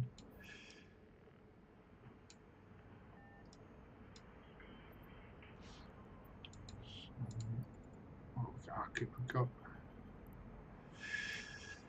Let's try and find some of these sites because I'd like to try and trigger some of the exploration content. Unless there are any requests from the floor, I can do something different if you prefer, but in the absence of that, I just want to get some of the video of it captured. All right, so just realised that the XO is asking for an update on what we're doing. So I need to let them know whether we're expecting combat, whether we're on a routine supply run, whether we're going to be exploring or we're going some kind of stealth mode mission. There are pros and cons to selecting each one of these statuses, but the essence is that we're we're giving the crew a stance, a state of readiness that they need to be doing. Can they relax and stand down, or do they need to be battle stations, or do they need to be making sure they don't like drop a spanner somewhere really loud? Not that it's not a submarine. Well, so it's not a submarine. Nobody's going to hear a noise in space because the sound doesn't travel. But I don't know. This is. Eve has got a weird kind of physics to it, which makes it more like submarine space. But anyway, we are exploring. So I'm going to select explore, which will give us, if we're successful and we successfully evidence that we have explored, it will give us +3 morale to our crew and +2 loyalty. There's no penalty if we don't. So exploration's a bit of an easy one. With a lot of the other ones, if you declare that's what you're going to do and then it doesn't work out, you can get punished. Like if you're doing silent running and you end up in combat, that ain't silent, and the crew will take a hit as a result. Anyway, we're going to explore. So the XO said exploration posture confirmed. I'll pass it through to all sections and make sure they understand the expectation. Oh, hello. I think somebody else might be exploring this sector or this system. One of the signatures has just disappeared. So I might be in competition with someone else. Better get a wiggle on.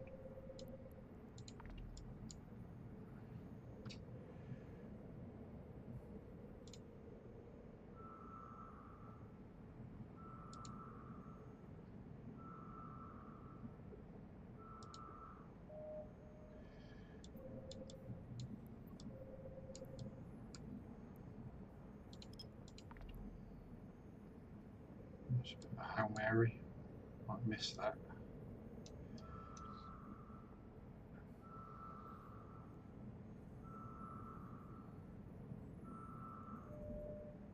And it's a wormhole. I ain't going in a wormhole, not in this clone. I think he's got implants. It's funny how it all comes back to you.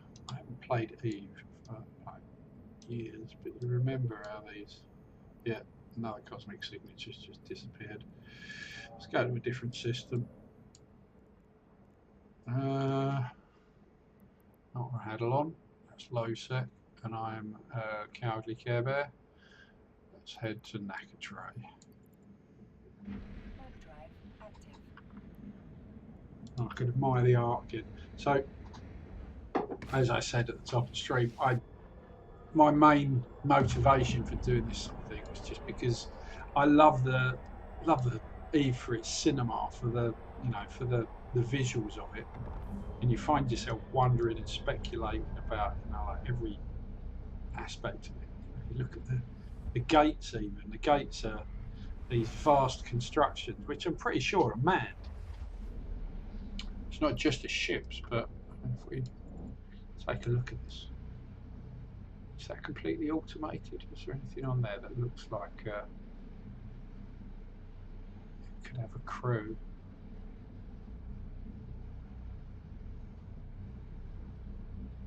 Oh, I just noticed it rotates. I don't think it ever used to do that.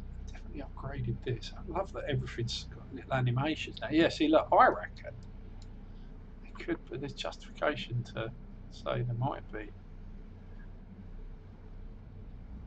So is that like a control tower there?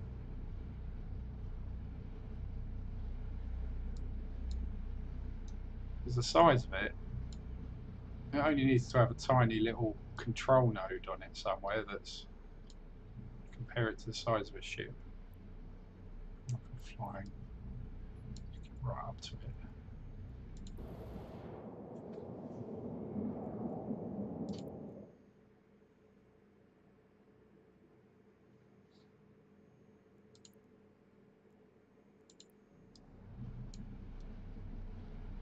So if we consider that our little magnate here is the size of a skyscraper,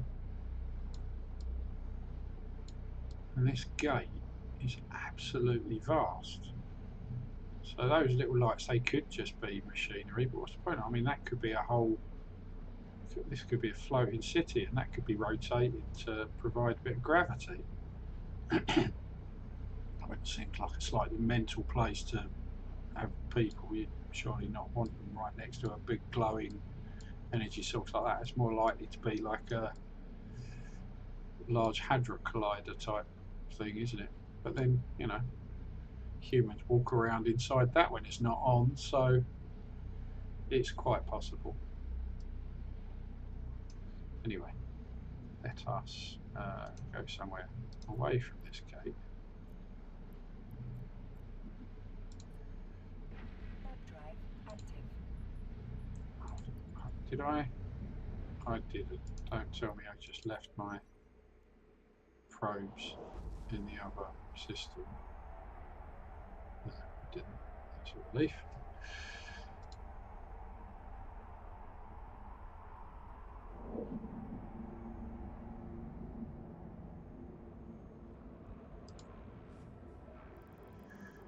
Oh, this will be an asteroid belt then. I assumed that I was warping to somewhere safe. Warp drive active. Alright, we've got a couple of cosmic signatures here anyway. We can press all the wrong buttons. What's an aperture? So see if we can lock some of these down and see how Eve Crews will respond to some of this activity. So this was one of the challenges that overcoming obstacles requires persistence, clear strategy. one of the challenges that I had to overcome, and I've only done that partially, is finding ways to get Eve Crews to recognise what the in-game activity is, because the limitations of the API output from the Eve servers is that it doesn't report any damage. The game logs are limited and unreliable. In like, none of what I'm doing currently is detectable from the game logs. There's nothing that comes out of the API at this point. This is all within the client. One of the things I'd like to think is on the roadmap is having some kind of more, like having a local app. I could do so much more with Eve Crews if it was a local app that just sort of talked to the Eve Online client. I don't know what the legalities of that are or anything, but it would certainly open up some much more immediate gameplay opportunities.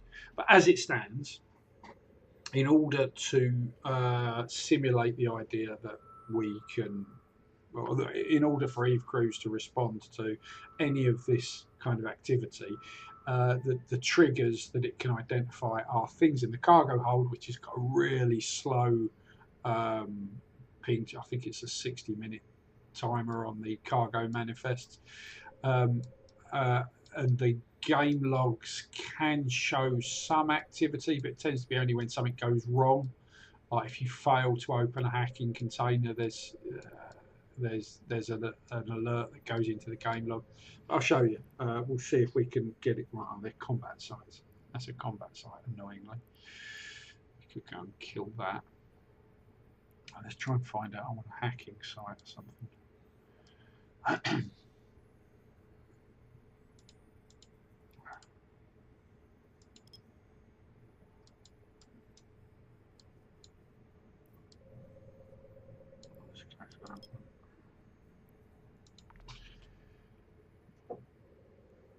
Everyone's still good out there?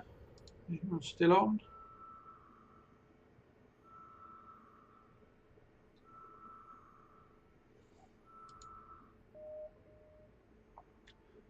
Hi Turbo 6777. Can you please send me some ISK? Oh. Are you a bot? I don't have any ISK. Well, I do, but why do you need ISK? Can't you just play the game and earn ISK?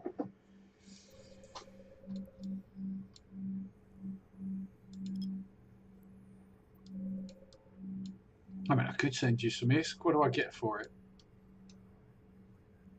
Make me an offer I can't refuse.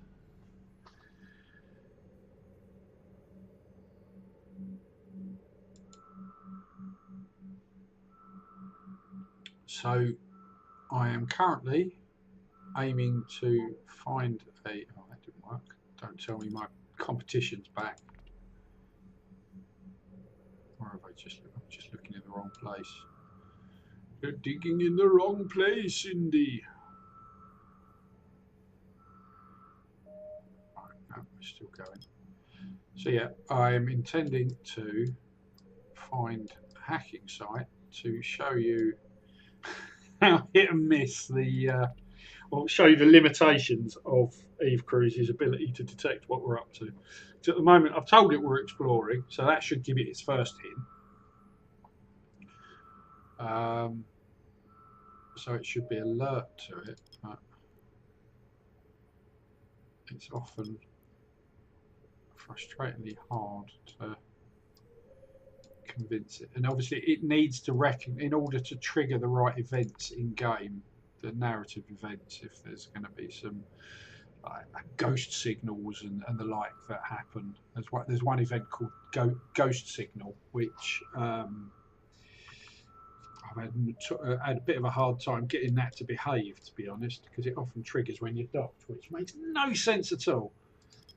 And the idea is that it should trigger when you're scanning for sites, and it's kind of a spooky occurrence that just generates a bit of atmosphere, freaks out the crews. You know, like you have to make a choice on how to support them or ignore them, put on the big boy pants or whatever.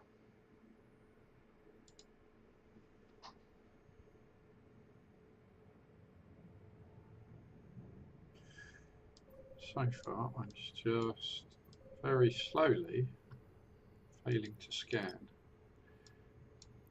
I mean, in my defence, I'm using an alpha clone in a not the best hacking chip with some fairly basic kit, but it shouldn't be that hard. We're in 0.5, we're in high sec.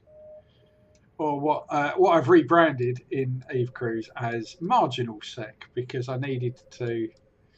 I wanted there to be a distinction between the sort of the well policed higher end of high sec and the sort of the fringe places that, you know, not quite low sec, but more from a recruiting. You know, those pirates that we've hired onto the crew aren't available in, I think, 0.8 upwards sec. You'll only get hireable angels and Garistas sympathizers in the marginal and low sec systems. You can also recruit if you go to the right locations, and this is again untested at this point, designed and featured in the game, but I have yet to test it. You can also get wormhole spelunkers. You can get a team of like wormhole specialists and faction warfare veterans that you can recruit to your crew.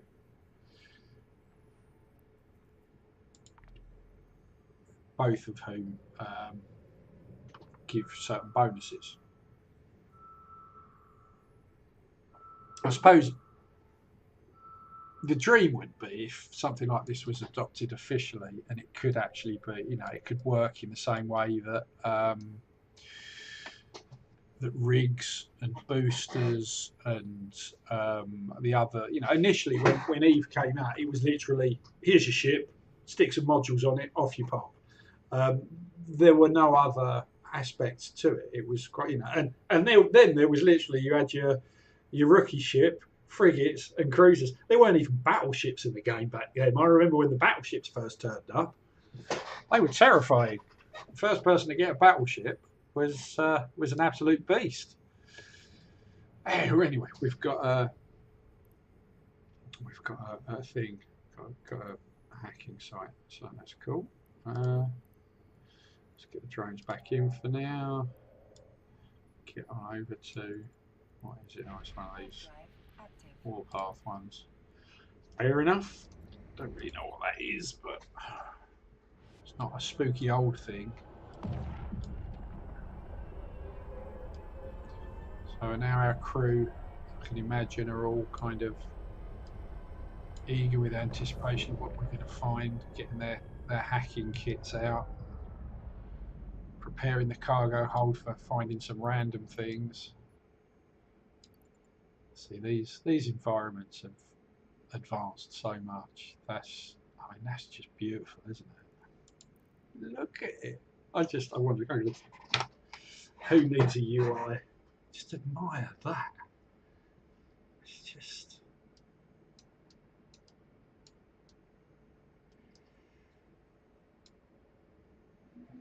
Some kind of platform over there.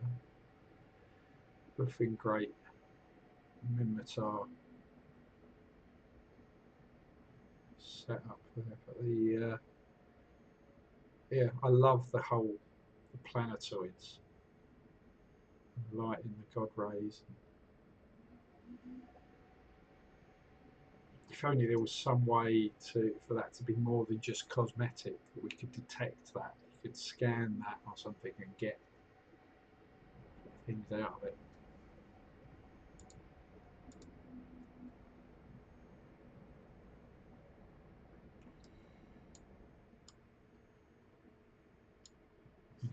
Get my UI back on. I've got no idea what's going on. It'd help if I use my micro warp drive as well.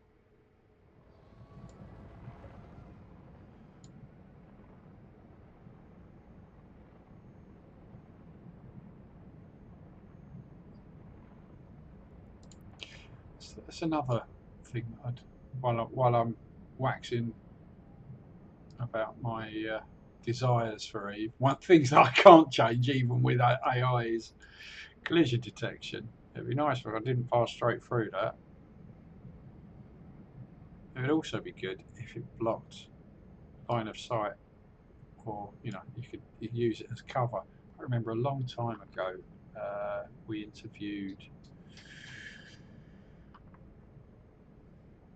Christopher Toberg, CCP Soundwave, and we talked a bit, and like the technical overheads then at least were too great for that to be feasible, but I mean, things have moved on so much now, I don't know if that's the case anymore. Anyway, let's crack on with some hacking.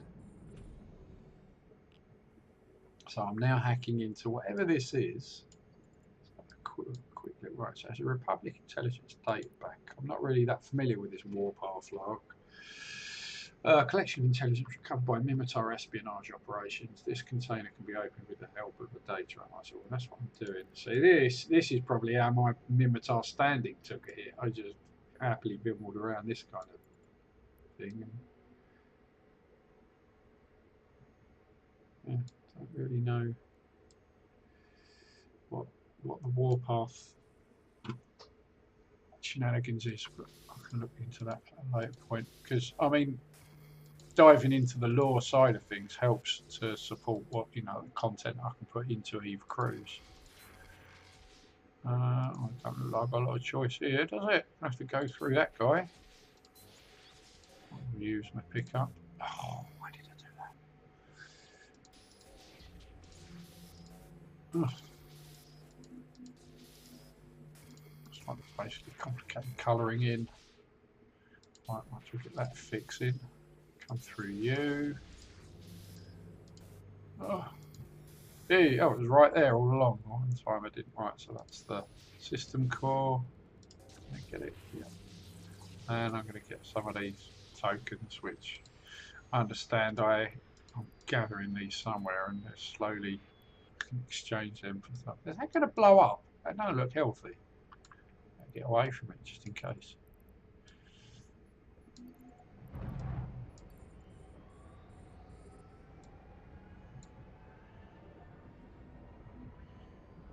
All right, so I don't know if that's going to have created something in the chat log yet that can tip Eve Cruise off, but let's see. So up the top here you can see that there's this ping XO mid-flight sensor log uplink. Now this is a way of trying to describe to Eve Cruise narratively that we are exploring. I don't know if we've triggered anything that's going to work, but let's try and give it the game log. What's it said? No survey activity confirmed, no exploration looping hold, no site attempts to log. So this is one of the challenges that I think if I try and open this without, I don't know if that generates a cannot access Republic without.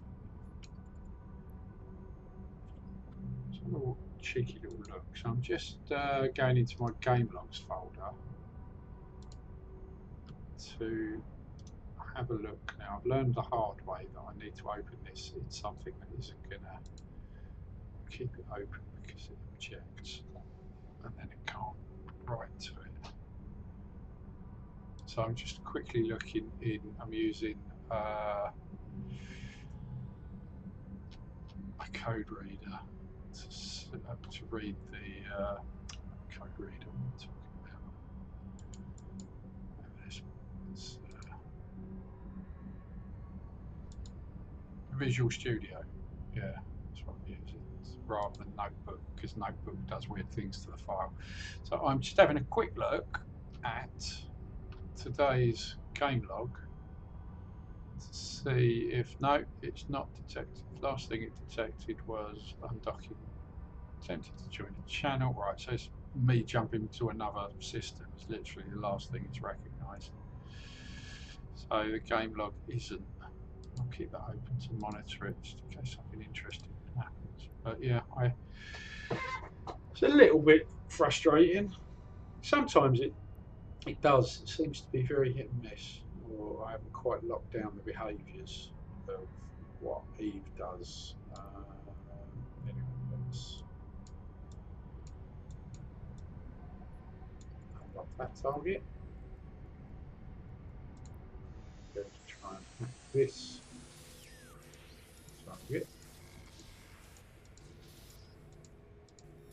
Ah, like a Jedi. Right, so I've successfully hacked this. And that's given me what? I'm almost sad. I wanted to, you know, I should have deliberately failed it. Now I've used them all up. I think if you fail to hack, that logs in the game log and that makes it detectable. Because I don't think at the moment it's going to have, no, it's still not showing anything. Alright, well let's try and scan down this other cosmic signature. It's probably going to be a wormhole, but stay optimistic.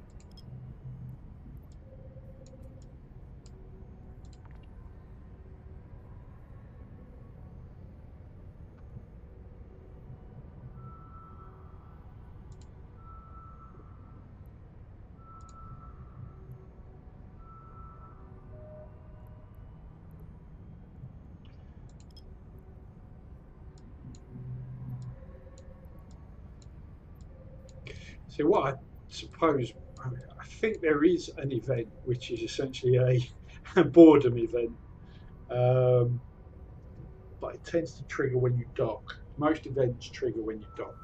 The design ethos behind that being when you're in space, you're playing Eve, so you're not going to be looking at Eve crews. When you, I mean, depending on how you play Eve, I suppose. Often I spend most of my life docked and happily fit ships, but it's safer, I suppose, is the key thing. It's safer to be faffing about in third-party apps when you're docked. So that's where most of the design ethos is with Eve crews. But some events do. Or I've tried to have them trigger when you're in space. Again, that's not necessarily. I mean, it can. Most of the time, it gets that right because it knows if you've undocked, and it knows when you've docked with some delay. But occasionally, it gets it wrong. Like if it because it's meant to trigger stuff when you've been in space for a long time, but it only knows that you're still in space. If you've suddenly if you've docked up 20 minutes afterwards, it might have triggered an in-space thing just as you dock, and you like, and then it doesn't always work perfectly. But limitation of the ecosystem we're operating in. Right, this is a wormhole, so I don't care. I'm going to get my drones, my probes back, bail out of this system. Let's try.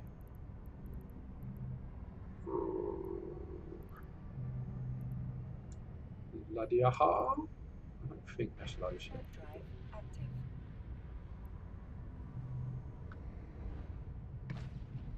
Tell me.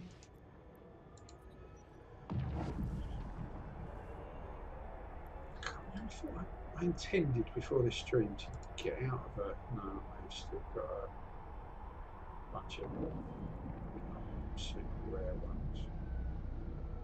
Oh no, it's not even augmentation. Yeah, no, I'm not going to row second this one.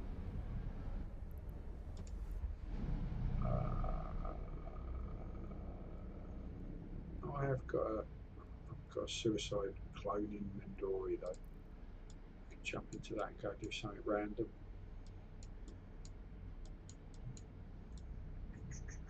Right, so yeah, we've got three gubbinges.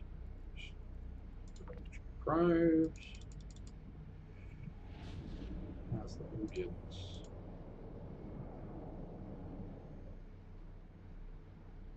Quiet.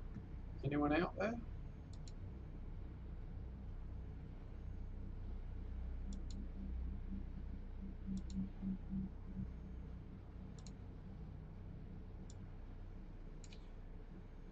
So we'll try once again to find a.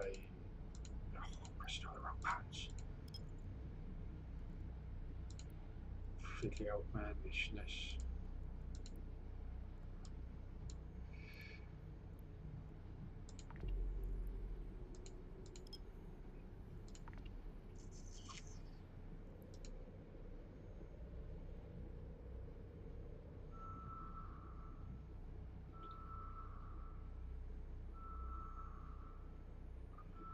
So the idea with Eve Crews is that over time your crew will sort of integrate. They will become, you know, their morale and their loyalty will go up, and you'll kind of try and foster a way to make them familiar. So, you know, much the same way you kind of get attached to a particular ship, don't you? You get your, I think you get kill marks now.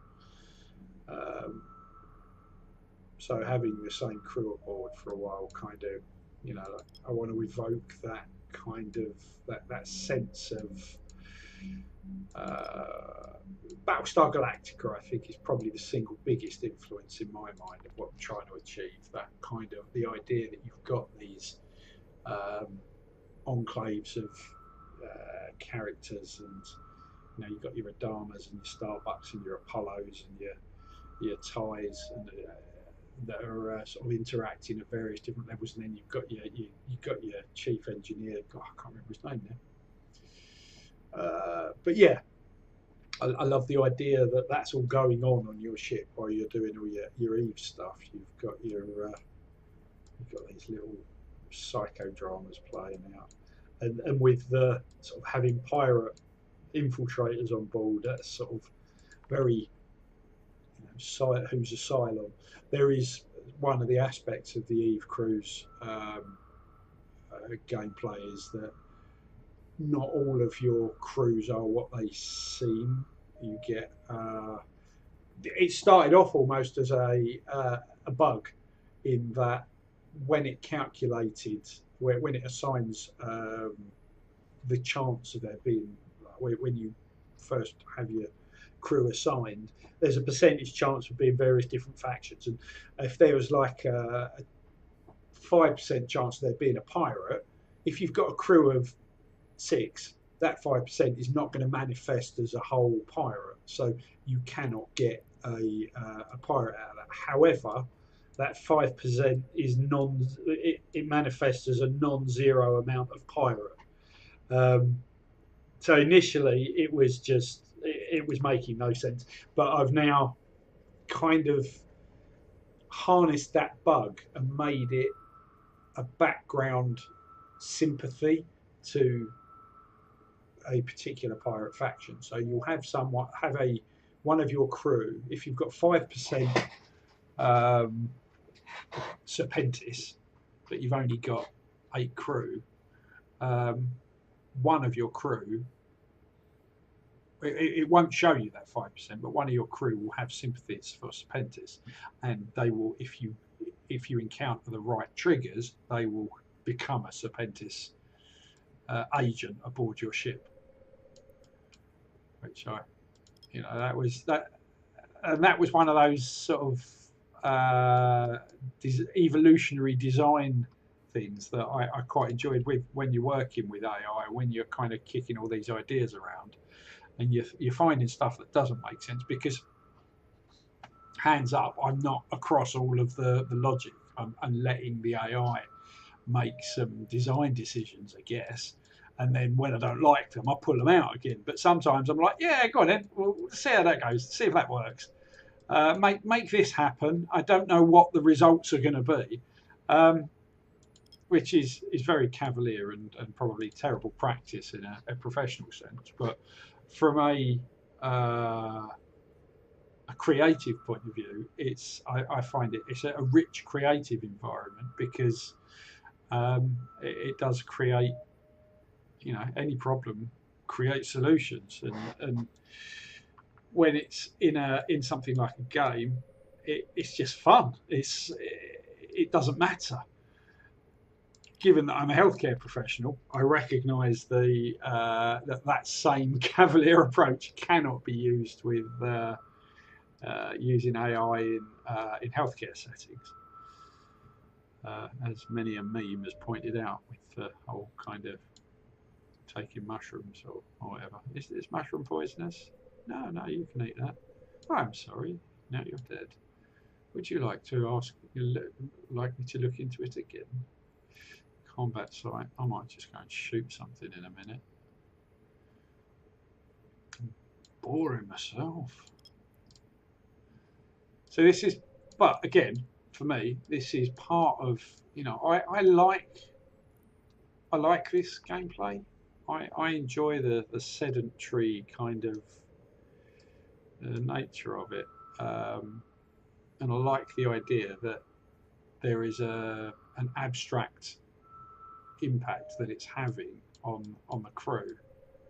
If I'm feeling a little bit sort of sedentary and bored, then no doubt they are as well. Like the science guy might be pressing some buttons on the probe scanners and feeding information through to the capsuleer, but everyone else is like, well, we're just floating in space. What's going on? I'm just going to go to the canteen and play cards with the cook or something.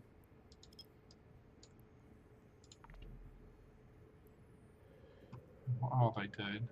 I mean, I'd love to introduce some kind of little, like little computer people type animation. Like have a schematic of the ship so you can see where they're wandering off to. Like Sims, Eve Sims. That would be a thing. That would upset the anti-captain's quarters in Kana crowd, wouldn't it? It used to just be one guy in a box. Now it's loads of guys in a box.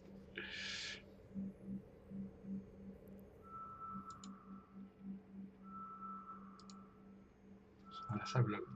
Personnel integration dashboard is flagging up that we've got some cultural flashpoints as a result of our Blood Raider Zealot hires and the Garistas operatives. Yeah, I really shouldn't have got that many Blood Raiders on board. That was sort of an accidental click, if I'm honest. 65% of the crew. We are basically a Blood Raider ship at this point. It's only a matter of time before I sell the capsuleer, sells his soul to Sunny Sabic. I can't remember my law.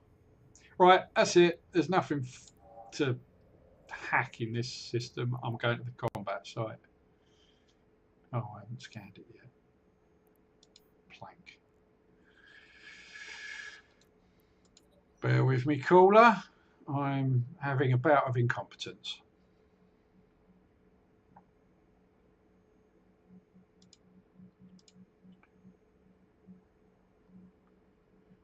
Anyone out there with a question or Twitch dog? Hey, Twitch dog.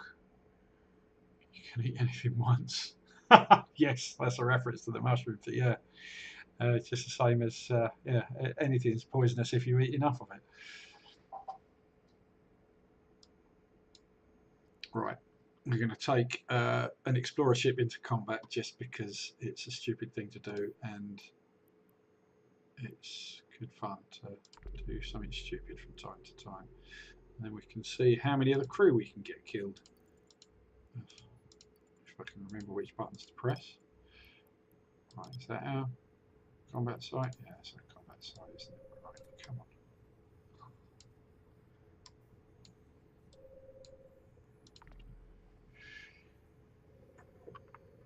You drank my coffee. You should be drinking coffee this late at night anyway. Things I have observed from my inaugural stream. I've now been running for what, 2 hours? I'm starting to get a bit of a sore throat. I'm starting to gain respect for people that do this for a long time. To sort of talking to the void, I can see why audience engagement is such a key thing, because you really do need people to throw your bone and give you things to bounce off of after a while. So I mean, please throw any questions you like at me. When I eventually see them, I'll answer them. Combination, need to do some voice warm-up exercise. Yeah, it's not helped, I guess, that the family are not here. So I'm had all day where I've only had the dog to talk to, and so didn't do any natural warm-up. But yeah, you're right. I'll have to gargle or something if I start doing this regularly. Sing. I have a start open with a karaoke session. That'll get the viewers in.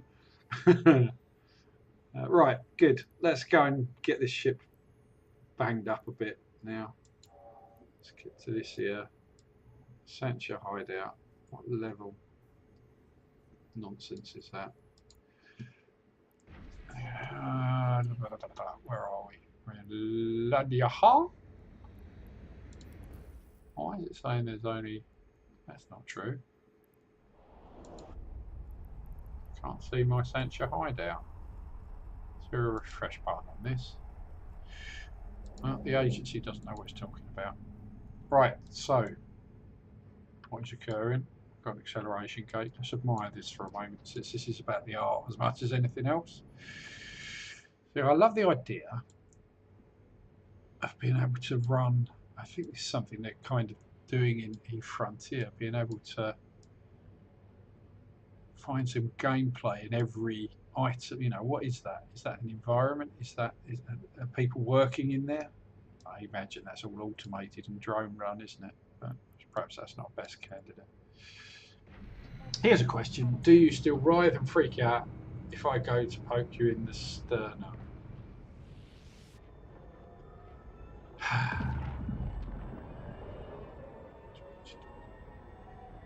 That's Nick, isn't it? Hi, Nick. Yes, but not as much, because kids have, once you've had a baby crawling over and stamping on your chest, your neurosis about that kind of thing doesn't work so much. So yeah, I'm just gonna get this ship banged up quickly. Yeah, a little bit. I mean, now you're mentioning it and I'm thinking about it, I'm probably a bit again, but I'd rather not discuss discuss that on a live stream that's being recorded and might be watched by others. I'll edit that bit out. Right, what am I doing? I need to get the drones to do the heavy lifting, don't I? I shouldn't be getting involved because this is a little explorer ship, so let's stay at range. Mate, the life I've lived, there are many things that have given me more PTSD than that.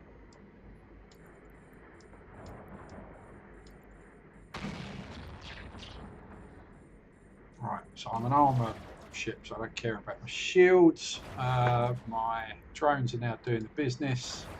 I can hide at range and let them load bad guys up. There's one down. Might as well try and shoot something. Oh, hey, I've got a laser. Oh, let's shoot that guy. Just to admire the graphics. My laser's firing. Come on, laser, fire. There you go. Shoot that guy. Are we shooting that guy? Which guy are we shooting? That guy. Let's go and have a look at the Senti slave hunter. See that 25-year-old game. Stick some new skins on it and some good shading, some good lighting effects. It still looks amazing.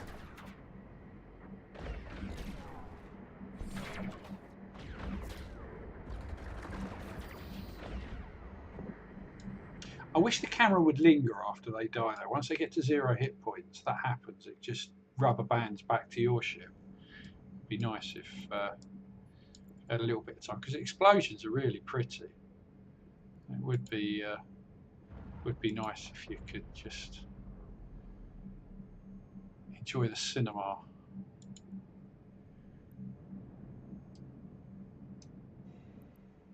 I don't know if you've heard me filling the dead air Twitch dog with regard to the Eve Cruise app that I've been talking about, but you'll probably find my Columbo-like stumbling around in the dark and not understanding what I've done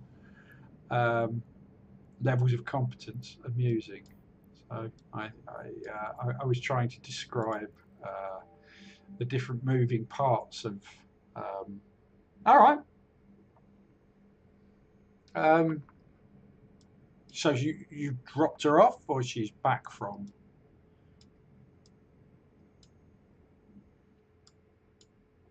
I assume that she must be dropped off, and you're currently a free agent, which is why you're lurking around online.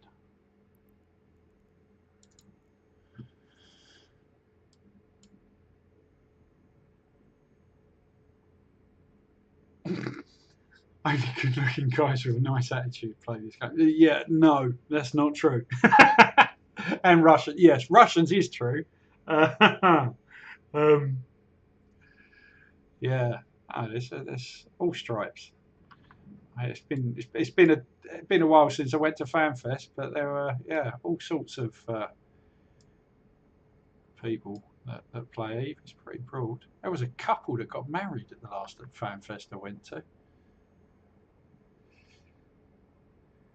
Scatha, you know, yes, I know.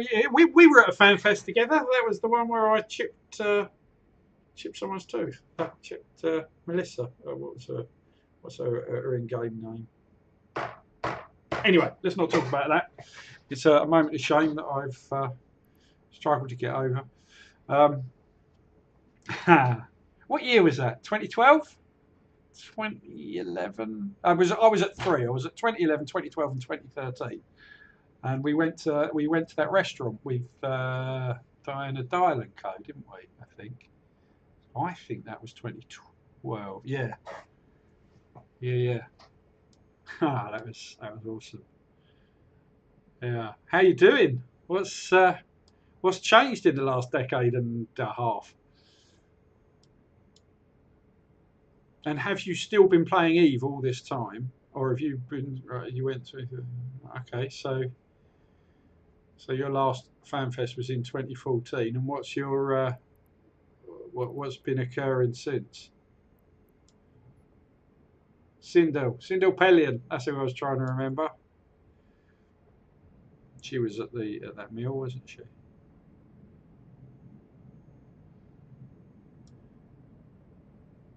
I think I've got a photo. There's a photo somewhere. So you're retired from space. You log in every now and then to spin. Exactly. This is what spinning the ships. That's what I've been absolutely sort of. That was the reason for Eve Cruise. It's like, well, while I'm spinning this ship and admiring it, I want to know what's going on inside it. I made a little game of sorts. Yeah. So are you still gaming in other capacities, or have you, like all of us, sort of grown up and just play Bubble Bobble on your phone or something now?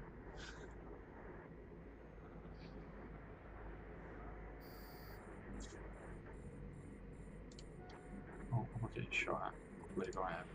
Yeah. Right. Off you pop, little drones. Go and do my bidding for me. Kill those dudes. Should probably look at damage types and stuff, but I don't care that much. They'll kill them eventually.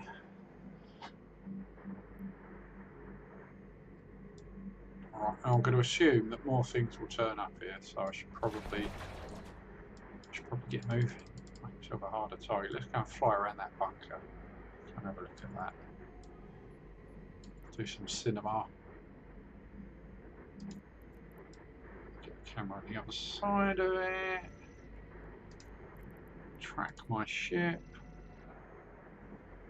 Is that cinema? I don't know that it is. I'm constantly looking for a good camera angle, rarely finding it.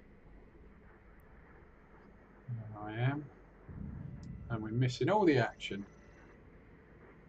Somebody's got missiles, I think. I don't think this is the best angle. This reminds me of that when Luke Skywalker and the Emperor are watching the Rebel fleet get smashed up in space, where it's just a load of dots in the distance and occasional flashing lights. Oh, what was that? Explosions are much better now.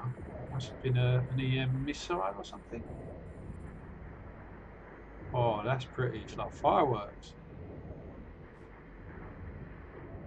Oh, hello. I think someone else must have spawned. And I'm probably paying not enough attention. But look, I mean, while we're here, this has got gameplay in it, surely. What happens in the Sanchez bunker? There must be a whole... There's a whole kind of belter-loader expanse thing going on in there.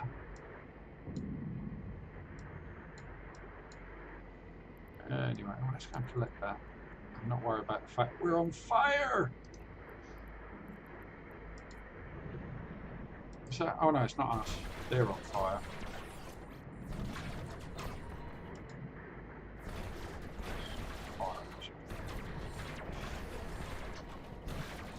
Probably should get my fix it if you can go.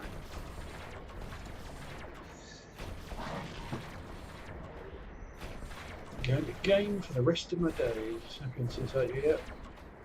Oh, the dog wants to go out. Is now a good time? No, the ship's probably going to blow up. Right. I think I should retreat to a safe distance. Let's just orbit this from ridiculous away. Engage micro warp drive. Change the emergency bulb to red. We'll be fine. Run away!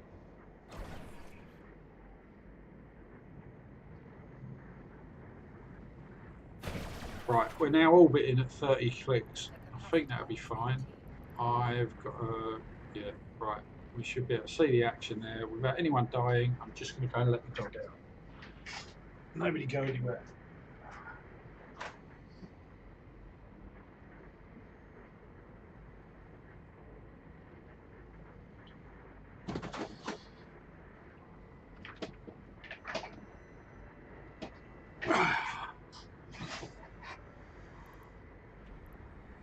Did we survive? Yes, we survived. That's good, isn't it? Yeah, they can't hit us from this range. The fools. Let's have a look at what's going on over here then.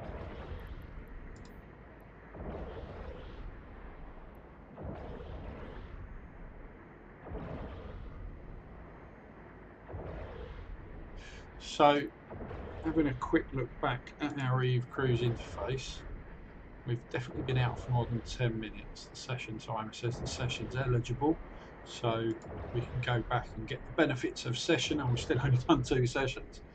Been too busy chatting and faffing. I'm going to get some of that loot. What could go wrong?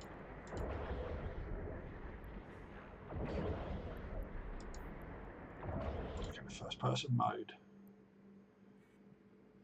See, some of these, I've noticed some of the missions, they've really updated the environments, and there's loads of amazing scenery now rather than just empty space. But that's not the case here. This is mostly just empty space. I probably shouldn't have just gone charging in. This was a bad idea. It gives my little dudes on board something to worry about. Imagine they're looking out the windows panicking now, thinking, we're going to die. Why is it Capsuleer sending us this way? You can see the armour repairer fixing the armour in real time. That's a nice touch.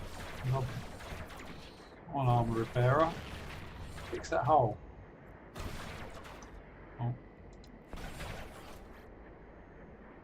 Look, it's gone. Amazing.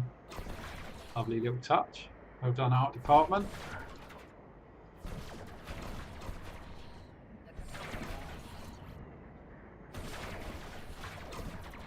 Oh, now I've run out of capacity. It's starting to look a bit hairy. Whoops, that's gonna hurt. Oh, it was EM, that won't do much to my armour. Just wait for capacitor to recharge while I fearlessly go around harvesting loot.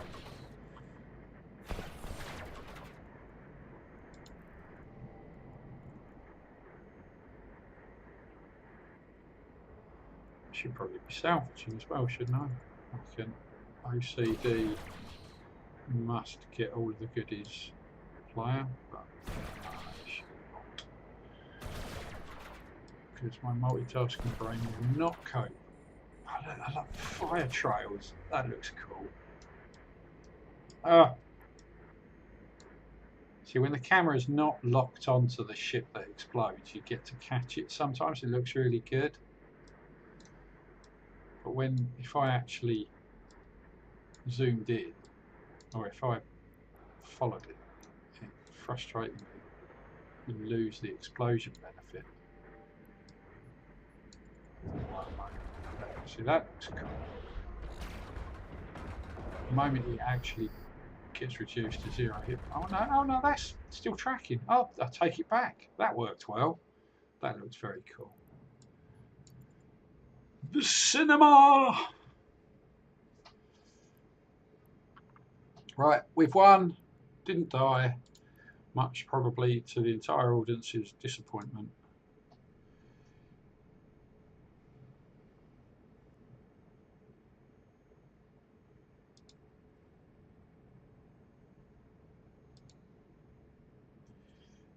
I shouldn't.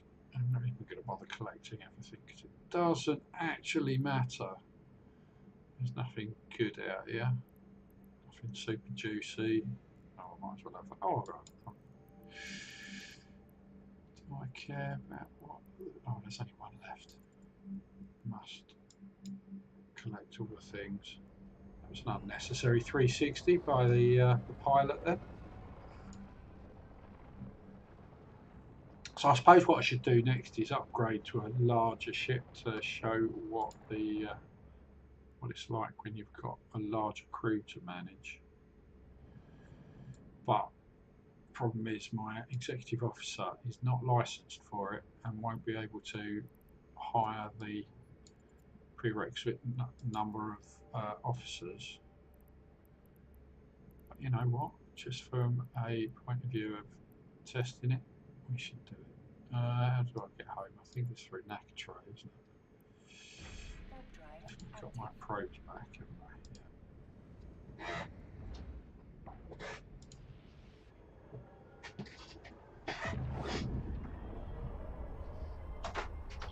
You want a dog?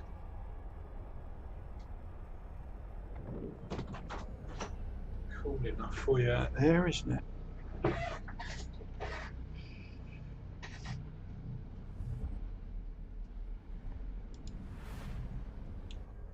Scaffer, you do Warhammer, don't you? You're, if I remember rightly, you're a bit of a Warhammer guy. Or am I misremembering that? Am I embarrassingly confusing you with someone else? I'm sure there was just happened to notice I was looking at my Twitch stream and saw that the Warhammer Twitch has got 500 viewers on it.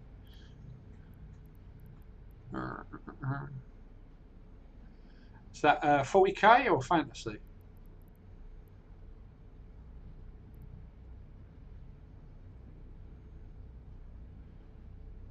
Oh, you must be excited about the Henry Cavill influence then, the Amazon Prime series. You've been following that?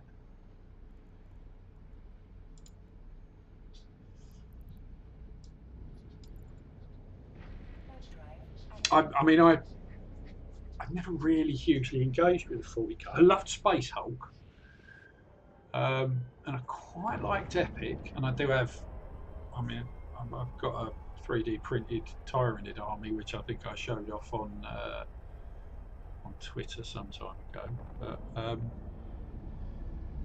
But yeah, never really did the 40k thing. Me and my gang so much.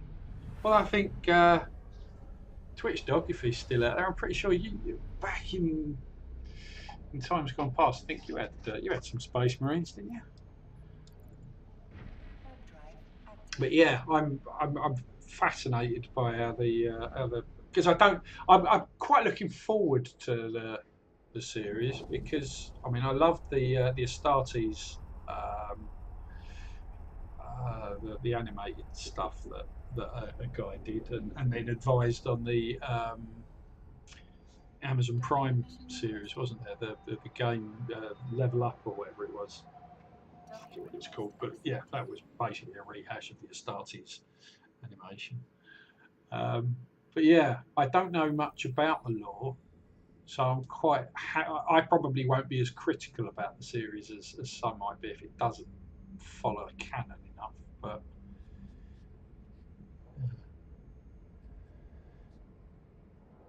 have you Imperial Guard? They're the ones without the armor, aren't they? The ones that aren't as chewy, and not canned food.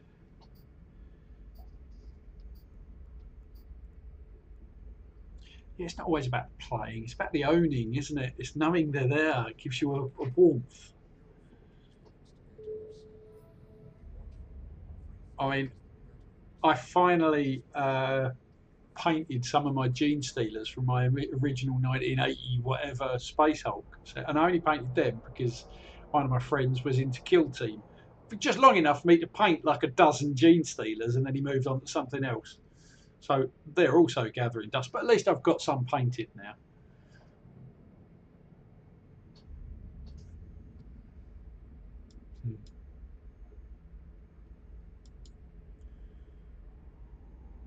The Dawn of War, I reinstalled all three of those not so long ago with the intention of playing through them all, but I lost steam.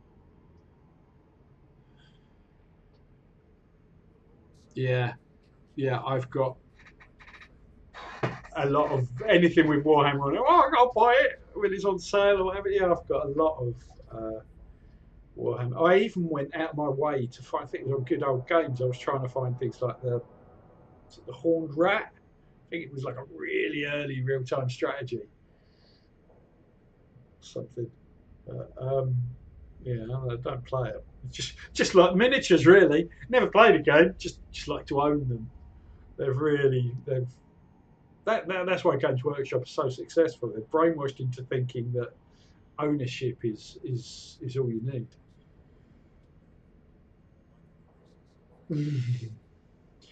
Hero Quest is definitely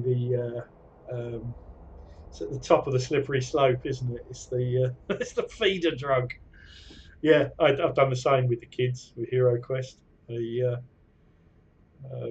they loved it. They, like a lot of the cousins have got into it as well. In fact, it's my birthday next weekend, and some of the my sister's coming over her kids, and there's a good chance we'll end up playing Hero Quest.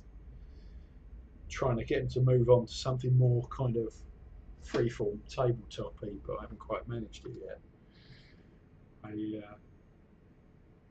painted a load of miniatures for it's a non-Warhammer thing,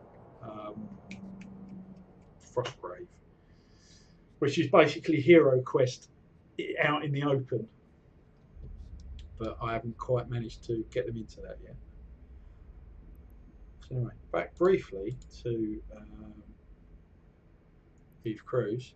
I have failed to convince the Eve Cruise that I did any exploring, but we did do some combat. This is probably not going to go well for me because I told it we were exploring. So, oh no, there's no penalty for that. So, at the moment, despite all the damage that came in, the XO is reporting all hands are accounted for, no casualties to report. The crew performed well, but logs are incomplete. I'm now going to share with it my game log, and that's going to change everything. And there you go, battle damage, significant losses. So now it's got a complete picture. TDR assessment, there was a hostile engagement, one crew casualty recorded. Doesn't help that my crew vulnerability factor was 1.45, partly because we're in a frigate, partly because what is it, our loyalty is not great. But then that's because we've got a not very good XO. Did get $1 million for it though, so that more than pays for the loss. Never mind. Sorry, Toven Torveld. I will inform your family. Oh, and we've got a blip. We've got a stowaways by the look of it. XO is reporting it on comms. Capsuleer, Serath Mirath speaking. We found 3 individuals in secondary cargo bay who are not on the crew manifest. They appear to be civilians. 1 adult, 2 minors. They haven't been cooperative about how they got aboard. Waiting on your call. Press getting the adult. Drop the children at the next station. You know what? We've just lost someone. Let's press gang the adult. Result. That fills a crew gap, I hope. If that works now, let's see. So we should now end up with a civilian. Yes, there you go. So now if we look at in engineering, we've still got our Amarcom script that we started with. A whole load of blood raiders that I accidentally recruited. And we've now got a civilian. Although he's suspiciously blood raider coloured and he shouldn't be. So I'm not sure what that means. Might be a bit of a logic bleed or something there. Even though they've just converted him. I don't know. Maybe the AI has already thought of that. Allegiance critical, faction crew dominant, loyalty drain probable, joy. So yeah, that's our loyalty falling through the floor. Need to sort that out. We've got a corrupt chief engineer who's going to be no help with low loyalty. Engineering's going to the dogs. Don't know what to do about that. Need a better XO because we need some more officers in to steady the ship. It's just going to be, it's going to turn into Event Horizon with all that blood raider nonsense going on. People gouging each other's eyes out. Yeah, I suppose, yeah, civilians could be blood raiders too. Why not? He's sympathetic to the blood raiders.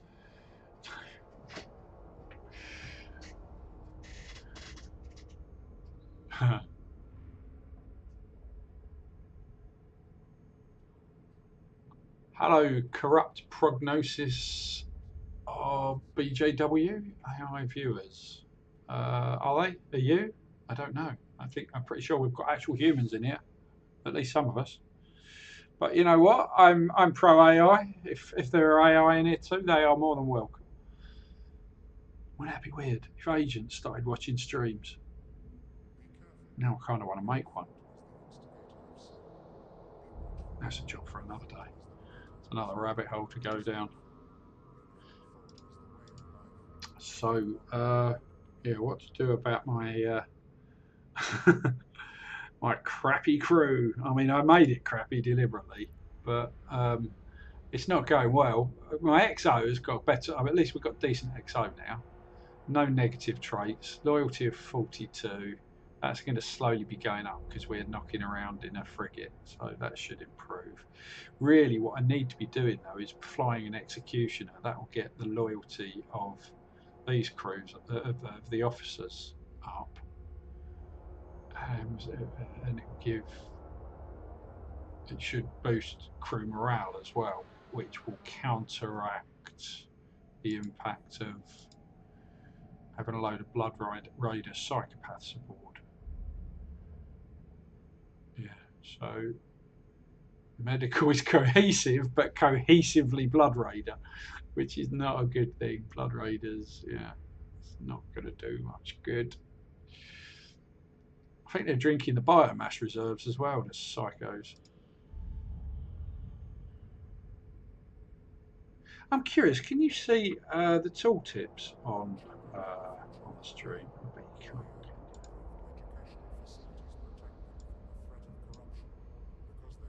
I know you can. Oh, that's good. Wasn't sure.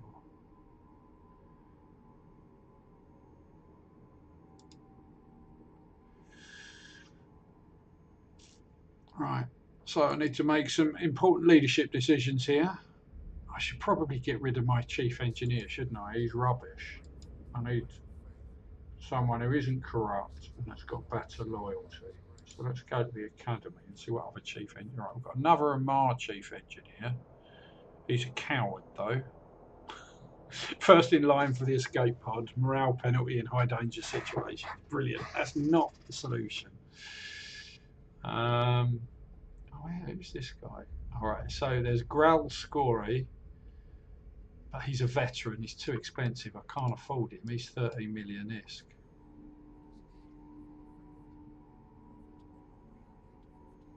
He's authoritarian, and oh, he's corrupt as well. Well, that'd be no good anyway.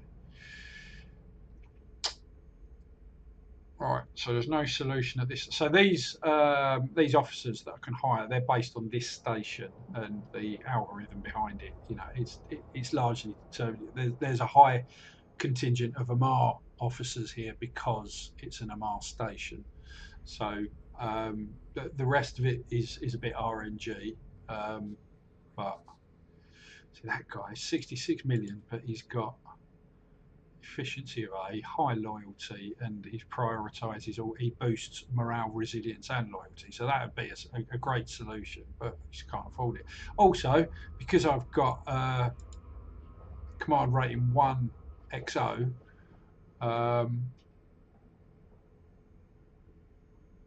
he's only got 1 officer slot. Also noticing a bug, I think. We've just completed a session, and that our new XO is still registering as 0 sessions. I don't know whether that's going to let me undock, see if that completes the session.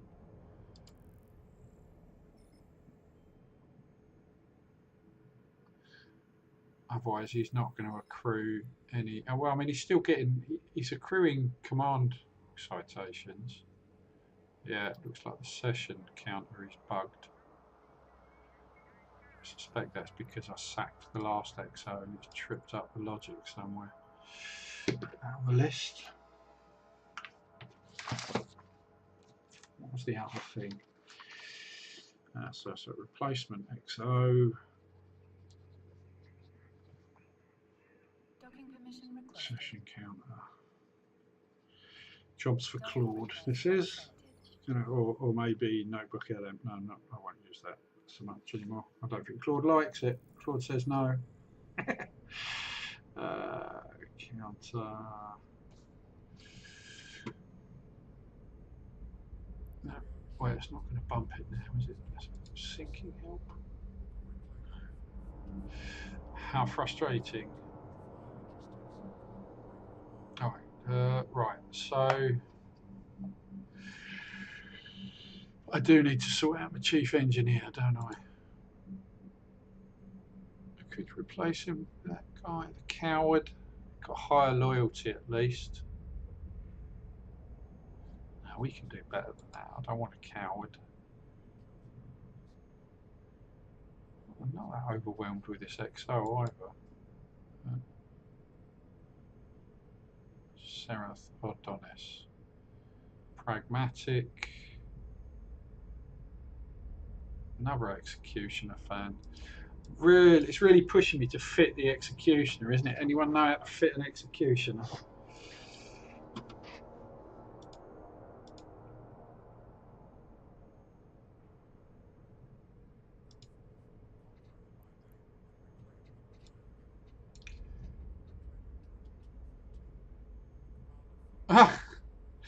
Just catching up. Twitch dog. That was the AI, was it? AI viewers. All right. Good. So I just had a conversation about AI with an AI, well, a chatbot. I don't know if that really counts as AI, does it? Anyway, what were we were talking about? Oh, Rogue Trader. I missed Rogue Trader. I got that as well. Yeah, I bought Rogue Trader. I think I played it for about 5 minutes and decided I didn't have the time. Oh, are you talking about the pen and paper RPG?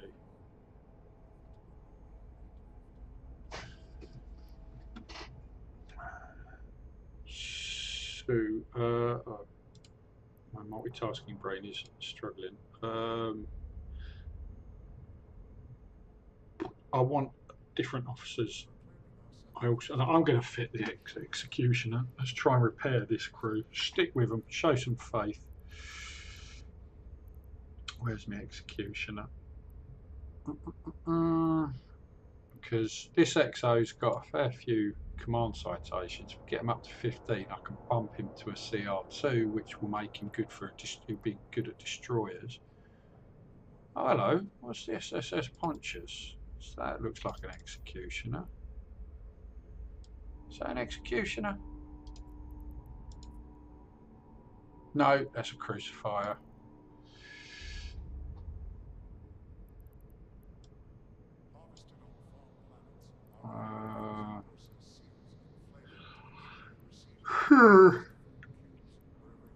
Where's my executioner? Right, I'm going to fit this bad boy. How do they get fitted? Show. I do love the new displays for the. This just looks so cool. So nicely designed. Really makes the best of the ship graphics. So energy turret. We ain't going to worry about the propulsion jamming because we're not doing any PvP. So I just got to whack some lasers on it and make it not die. Right, good. It's going to be quick and dirty, but let's fit this bad boy. I really need to find a way to manage my screen estate. So it's a bit of a lag in it. Right, so Scather said both. I've now got to remember what I asked. That's the answer to. The art of conversational Twitch streaming. Both.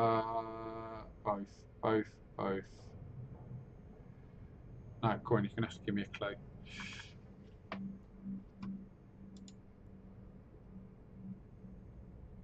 Right, so 3 slots top, 3 slots bottom could be armor or shield. Oh, Rogue Trader, yeah, RPG, tabletop or yeah, pen and paper or the video game. Thank you. Yeah, I think we played. I think our resident Warhammer GM ran a kind of a Rogue Trader light game at one point not so long ago, which was essentially just a top-down sort of bit space hulky aliens-esque kind of salvage team infiltrating a wreck and trying to get loot out of it and shoot aliens. That was I think we used Rogue Trader behind that. That was quite cool. So is the executioner an armor? Alright, small tackling, yeah, energy turrets, armor, right, okay, considered to be an armor fit thing. I assume that's because it starts with higher armor, right, 874, yeah, so it's got twice the armor hit points. So it's a better base to build on. So please forgive anyone who actually plays Eve. Forgive me for doing this all wrong. This is going to be some kind of gameplay heresy, I should imagine, that I'm about to commit, because my understanding of Eve ship fitting meta is you can carbon date it. There's loads of modules that are in the game now I don't understand, so I'm going to stick to what I know. I'm going to stick small armor repairer on it. Let's go with the enduring. We'll stick some armor plates on it. Let's try a 400. 400. Tungsten is my best bet from what I remember. And it's quite nice to have a damage control unit because that boosts all of your resistances. Which gives me 3 mid slots. One of them's got to be an afterburner or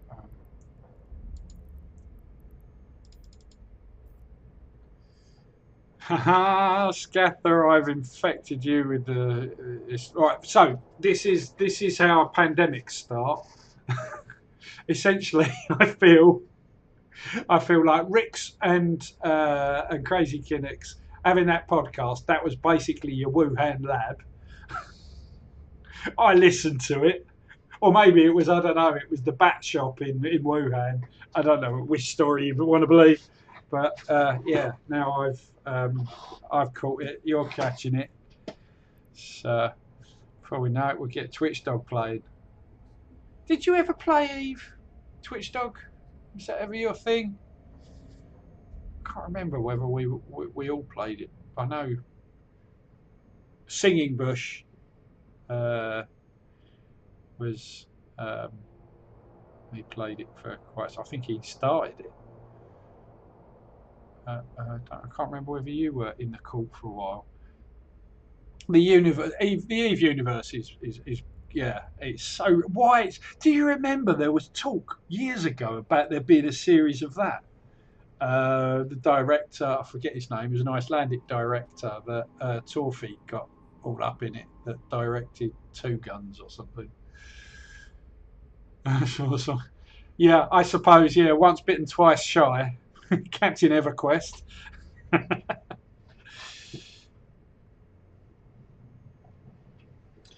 Yeah, Twitch Dog in a previous life was basically an EverQuest god.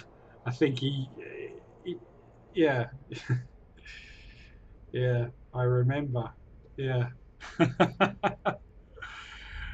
We played it quite a lot, and like whenever we got stuck or needed rescuing, we just summoned our patron god in Twitch Dog, and he'd come and rescue us from whatever hellscape we'd dragged ourselves into with his super-powered maximum level druid.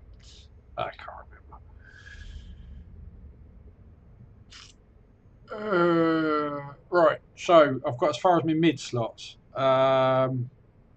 Still cap stable at this point, which is good, but I need some propulsion, so I'll go for an afterburner rather than a.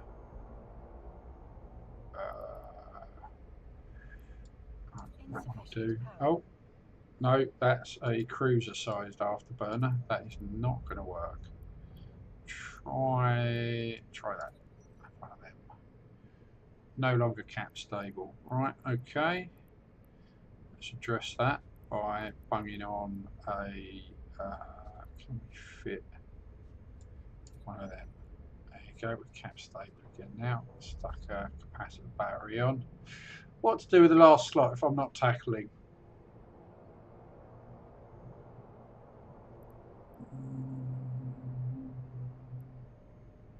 There's probably some sensor boosting malarkey I could probably bung on. Well, let's see how it goes with the turrets first. So what we've got, 3 turret slots. Need some lasers because we're Amar. So this is not my forte, Amar. It's just because I've got an MRX. See, this is the interesting thing. If you do start sort of letting Eve Crews dictate your gameplay, which no one's doing, but I am now. I'm now fitting ships and playing with ships that I wouldn't ordinarily, just because I've ended up with an executive officer who wants to fly a bloody executioner. Lasers. Let's go for a big one. Is that a big one? I don't know. I need 3 of them. There's 3 of them. Right, that'll do then. So 3 of them. Insufficient power. No. Computer says no. Right. And that's also made us not cap stable. There's only 2 or 3 of them working. I could put a rig or 2 on it, but that seems, yeah. Gonna have to compromise somewhere, aren't I? Smaller lasers, or let's turn the cat recharger off. Right, that's still not. What's it? Power units. Why am I power? What's eating my power? It's gonna be the armor, isn't it? Yeah, look at that. Right, let's downgrade the armor to a 200 mil.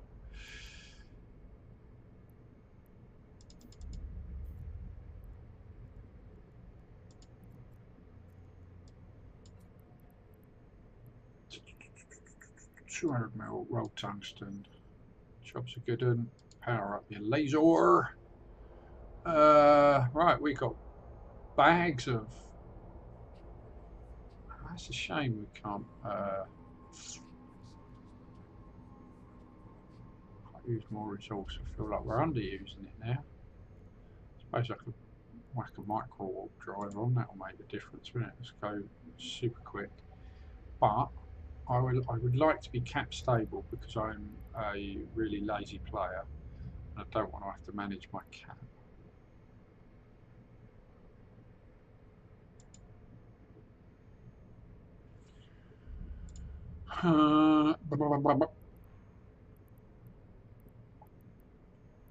What is the other thing that you can put on that's not a capacitor? You can put capacitor boosters, but they require management, and again, I refer you to my laziness. There's something else. There's something else capacitor. I'm sure there is.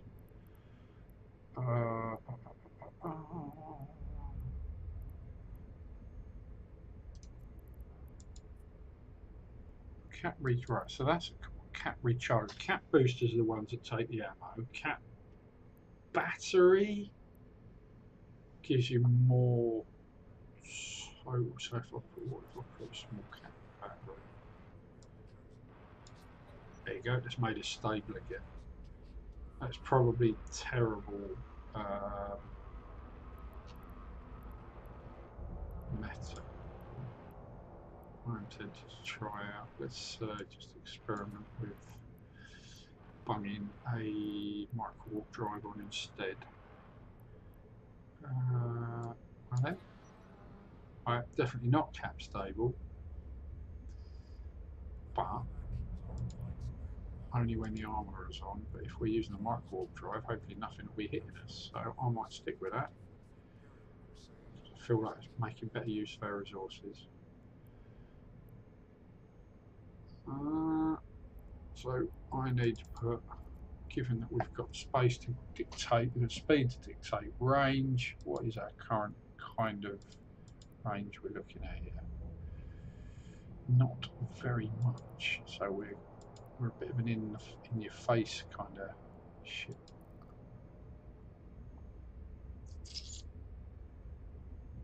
We've not much distance between optimal and fall off. But it does come down to what. So if we're doing in your face, let's bung multi frequencies on. That should bring the range down. 3 to 5k. Okay, that could get us under the guns of some things. Stuck up with some radio as well. I think they're the long range ones, aren't they? I don't know how I'm remembering any of this. I hope you're impressed. Of course, that's only if I'm right. Were they long range? Yeah, see, that's made it fairly long range. Okay, cool. But that's only 27 DPS. That's rubbish. Be there all day, and this thing doesn't have any drones either. So let's go for full face eating 65 DPS. I suppose we should go for a mid-range one as well. Is microwave mid-range? I'm going to go with microwave just to give myself a third option. Right, we've decided we do not need that or that because that's used us up. Got a random high slot. What could I put in that? I mean, I suppose I could put Nosferatu or something on, couldn't I? And then that would solve my. I could zip round and move on with. Yeah, that's not bad. Sounds. So there's a. What are those? I can't use them anyway. What is a warp disruption field generator?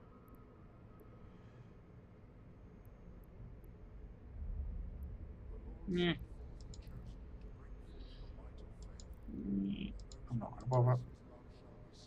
Probably wouldn't get a fit anyway. So the XO's got what he wanted. We've now got ourselves an executioner. Let's go out and shoot something in the face with it. Keep our XO happy. See if he'll actually register some sessions.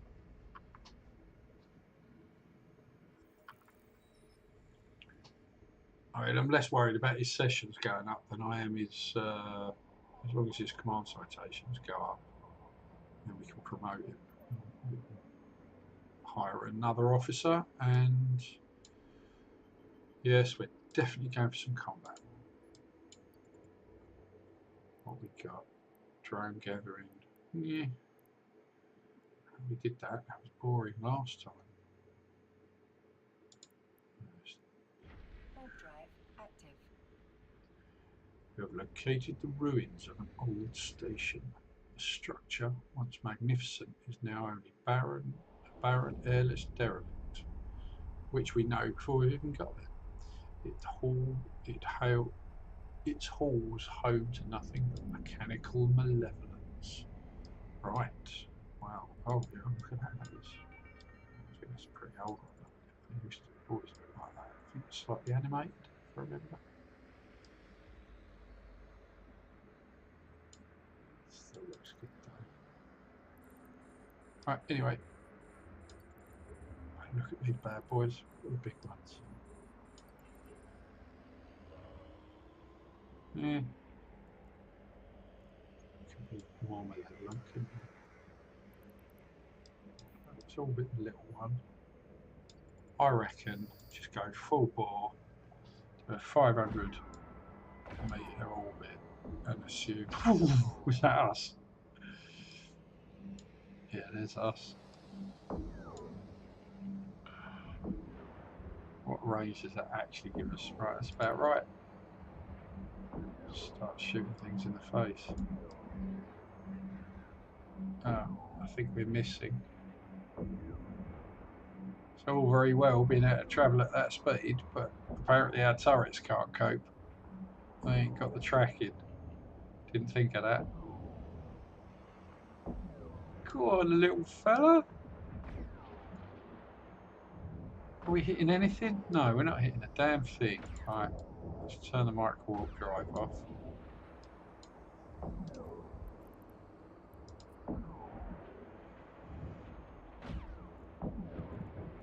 Now we're hitting.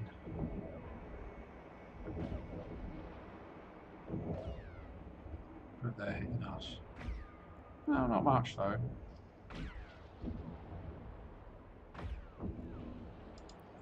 Extreme close up.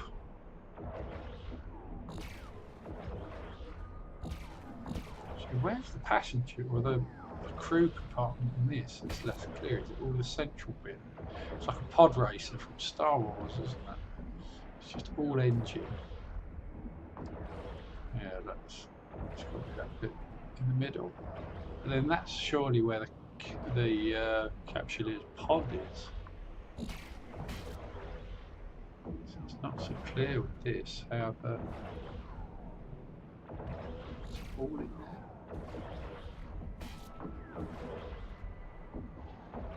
You'd expect there to be some kind of gunnery chuck, like a cannon deck in the wings to help manage those turrets. But there's clearly no way between the central piece, and they'd have to spacewalk basically. If you're in one of the sides, that's you. You're done. You can't move between port and starboard. Starboard.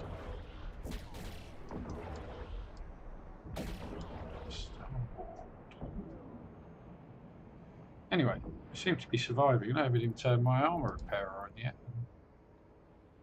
What's our default? 500. Cool. That's handy.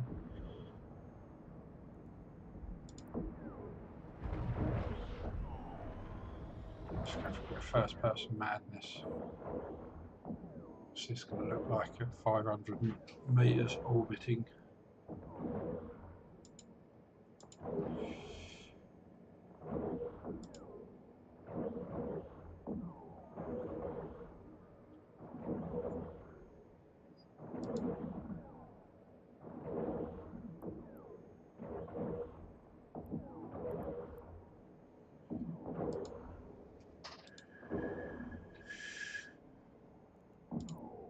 Can't really see much when you're just looking at the front, can you?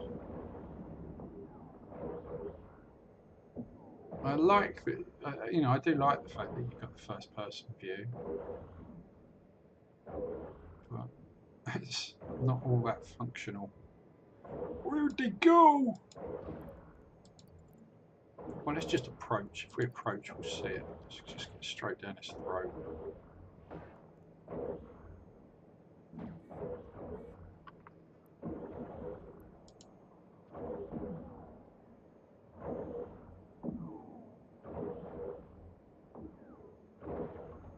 It's very small. Yeah, okay. Oh, now there's more. Yeah, I'm liking the straight down their throat approach. Probably not tactically sensible, but it's cinema.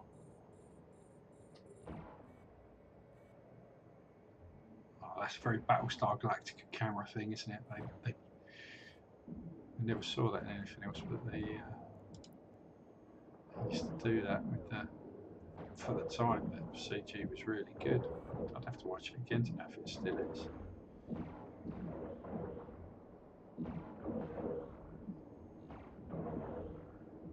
We killing this guy? Yeah, is that the guy we're shooting? Can't see our lasers. Is that our laser? Must be.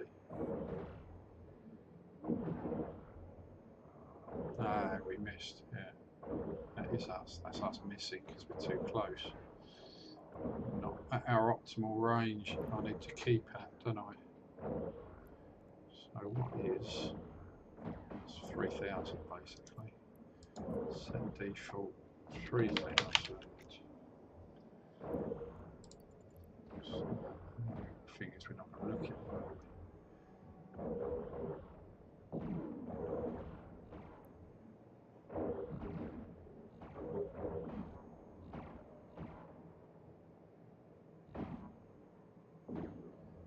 Keep at such a terrible idea. Just need to orbit at 3,000. Keep it, it's just going to mean I'm laying static. But it does mean we can see them.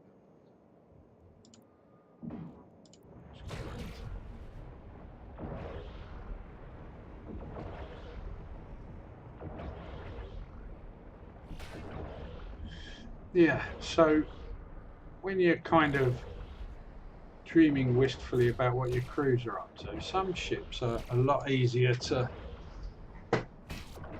envisage than others. I'm kind of struggling to understand how the Executioner works as a crewed ship, or even where the caption is.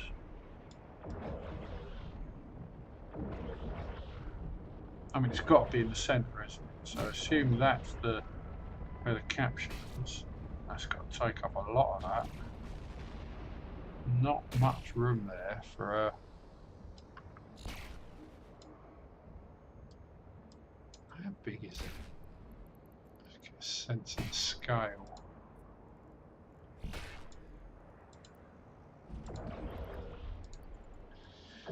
So 76 metres long, but that's the long axis, so that's the That's the two nacelles or whatever, which effectively makes that central part no more than about, what, 20 meters long? And a lot of that just looks like it's like an aerofoil or something. So that central body is 15. So I guess that panel there in the middle would sort of, I'm going to say that's where the pod goes in. So the pod sits in the centre there. The crew, from an Eve crew's point of view, how many crew have we got? So we're looking at, we've got 17 souls aboard this bad boy. Wow, so if you've got 9 engineering, so say 3 engineering each of the nacelles and then 3 in the middle, plus the officer, so 4. Security has 4 medical. So I mean, well, medical. See, now there's a thing. Medical has.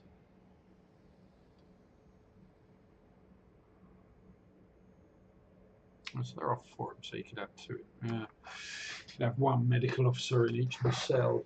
The practicalities of safely managing a crew in a ship of that design is not easy. They must have to spacewalk or dock up. You know, there's got to be like.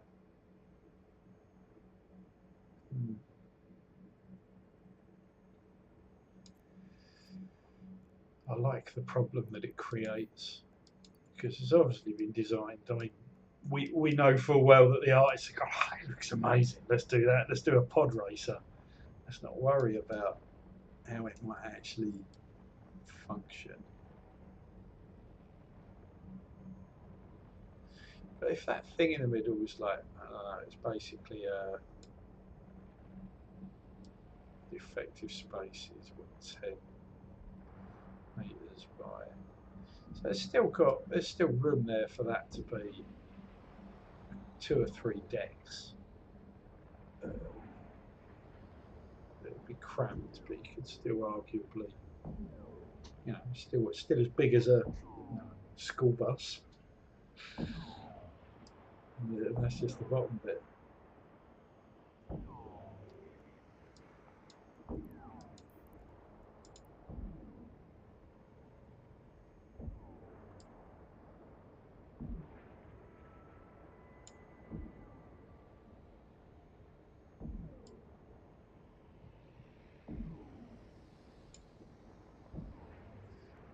The interesting thing is there's also stats that sort of suggest it's volume, 28,000 cubic meters. But then if that's all these nacelle bits, it doesn't escape the impracticalities of the crew being divided up. Anyway, what's going on here? Where's our multi-frequency crystal flashing?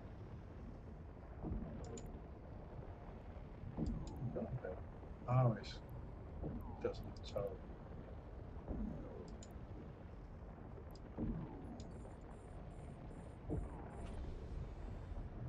Why won't you die? Because I'm not shooting you.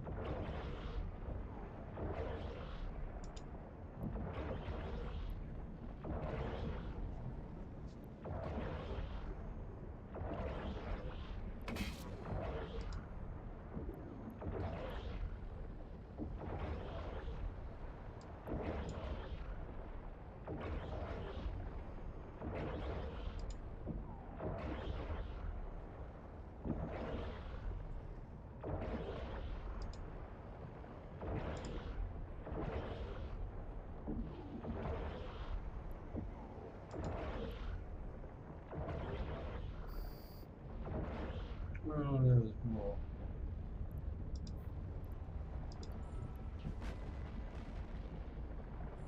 Well, we've hit our session timer, for what it's worth, given that Our executive officer doesn't seem to care about session timers. What is the time? So I'm streaming now for wow, 3 hours and 20 minutes. I think I should probably wrap up. I'm getting rather weary. And Vim has disappeared from my dialogue.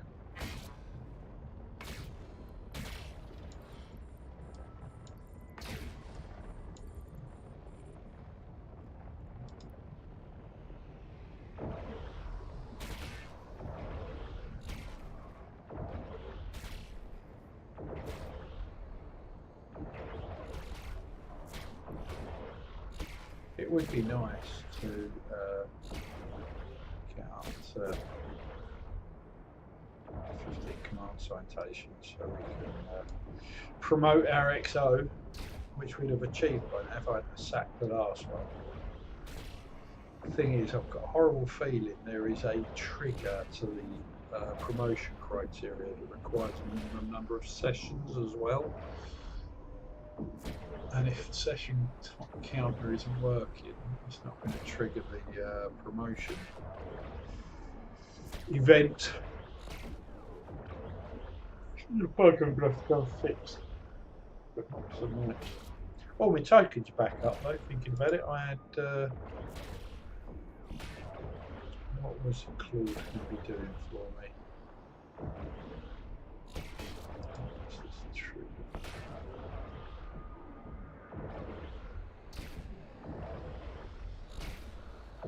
Oh, hang on. Pay attention to the game. I'm about to die. Run away! Run away!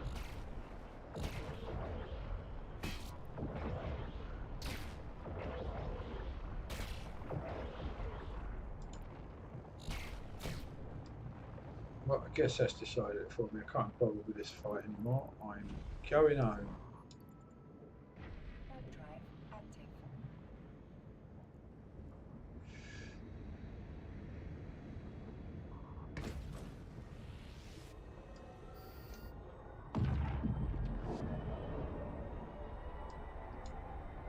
Just look, I love it when it animates as well. It's all closed up. Oh, damn. Docking permission requested. Docking request accepted.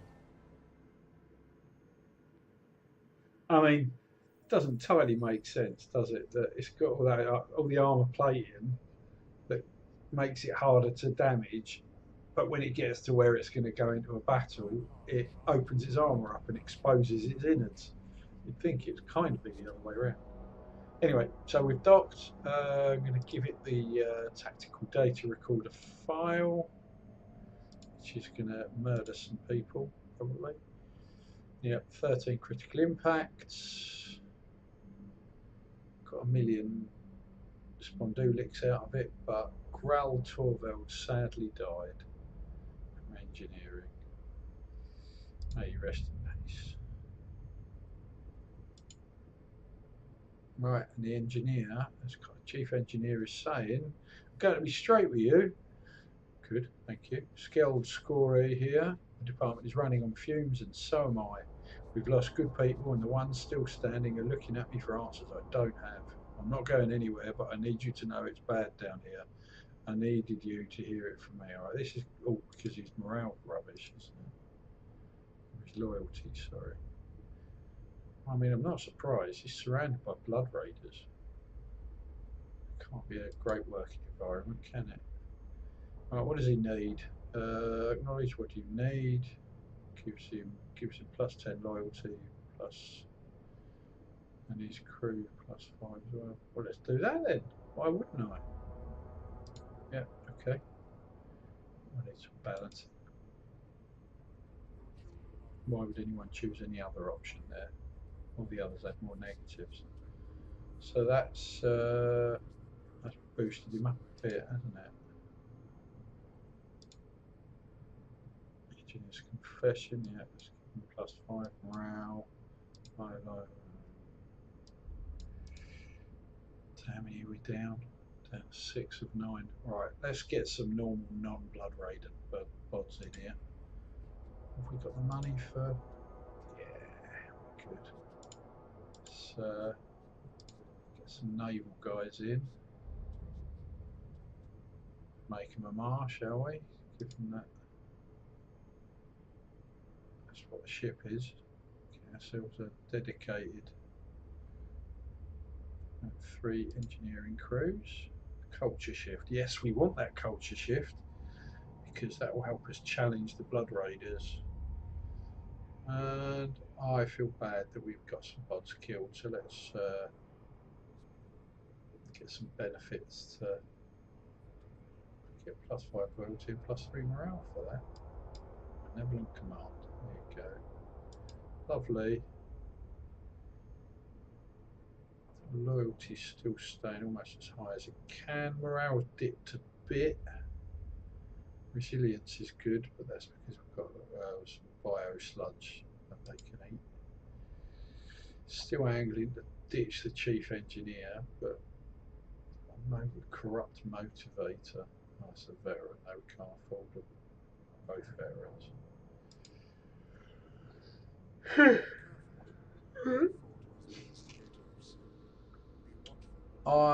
He's got 14 of 15 command citations. That's annoying. No, I haven't got it in me to. So what would happen is when we hit 15 command citations, I think with a minimum of 5 sessions, we can go to the XO lounge and there will be a button comes up where we can promote them, or we can spend, I think, 25 command citations on an adaptation, but they're not eligible for one at the moment. But if you fly a particular ship for a certain amount of time, you can then take that on board. And that goes on their record, and then they get bonuses for flying in that ship too. Anyway, look, it's been great that we've had an audience for summertime, and I've got some good footage of the game, I think, that I can clip down into something people might be able to watch. 4 hours of me waffling. But yeah, I appreciate everyone who's popped in to say hi. It's been meaningful, and I appreciate everyone who's contributed and given feedback on the development so far as well. DMC on the E forums has been my best play tester, so shout out to him. He's given me a lot of feedback. A couple of fellas on Reddit, in Reddit's in Eve's own inimitable way, they gave me a healthy dose, like a bit of a reality check, and it's Reddit for you. But yeah, no, I appreciate that. They've got some good feedback there on the visual appeal of Eve Cruise, because it was. I mean, it's not a beautiful thing now, but it was uglier back then. It looks a lot better now. So I appreciate that. And I know we've mentioned it before, but Rick's and Crazy Kinnick's for their podcast that kind of planted the seed in a roundabout sort of way. I appreciate their tenacity. I mean, Rick's Javix has been, from my perception, has been a constant content creating force in the Eve ecosystem for forever. I don't know where he gets the drive, but it's impressive. And Crazy Kiddix, he was the blogger that really started it all and united the blog pack back in the day, and really got my developed my interest in writing. Gave me an outlet to be able to write, and that opened some doors for me. both you know, like within even gaming, and you know, to the point of view where I made some money out of it, and elsewhere as well. You know, I wrote about healthcare, started a healthcare blog off the back of having done a video game blog, and that was, you know, so credit to Crazy Kinects for nurturing a writing environment. And back then, that was how it was done. I don't know about now. People still write? I don't know. It's all video now, isn't it? But yeah, so thank you all. I am gonna duck and run and edit this another day, or maybe get AI to edit it. But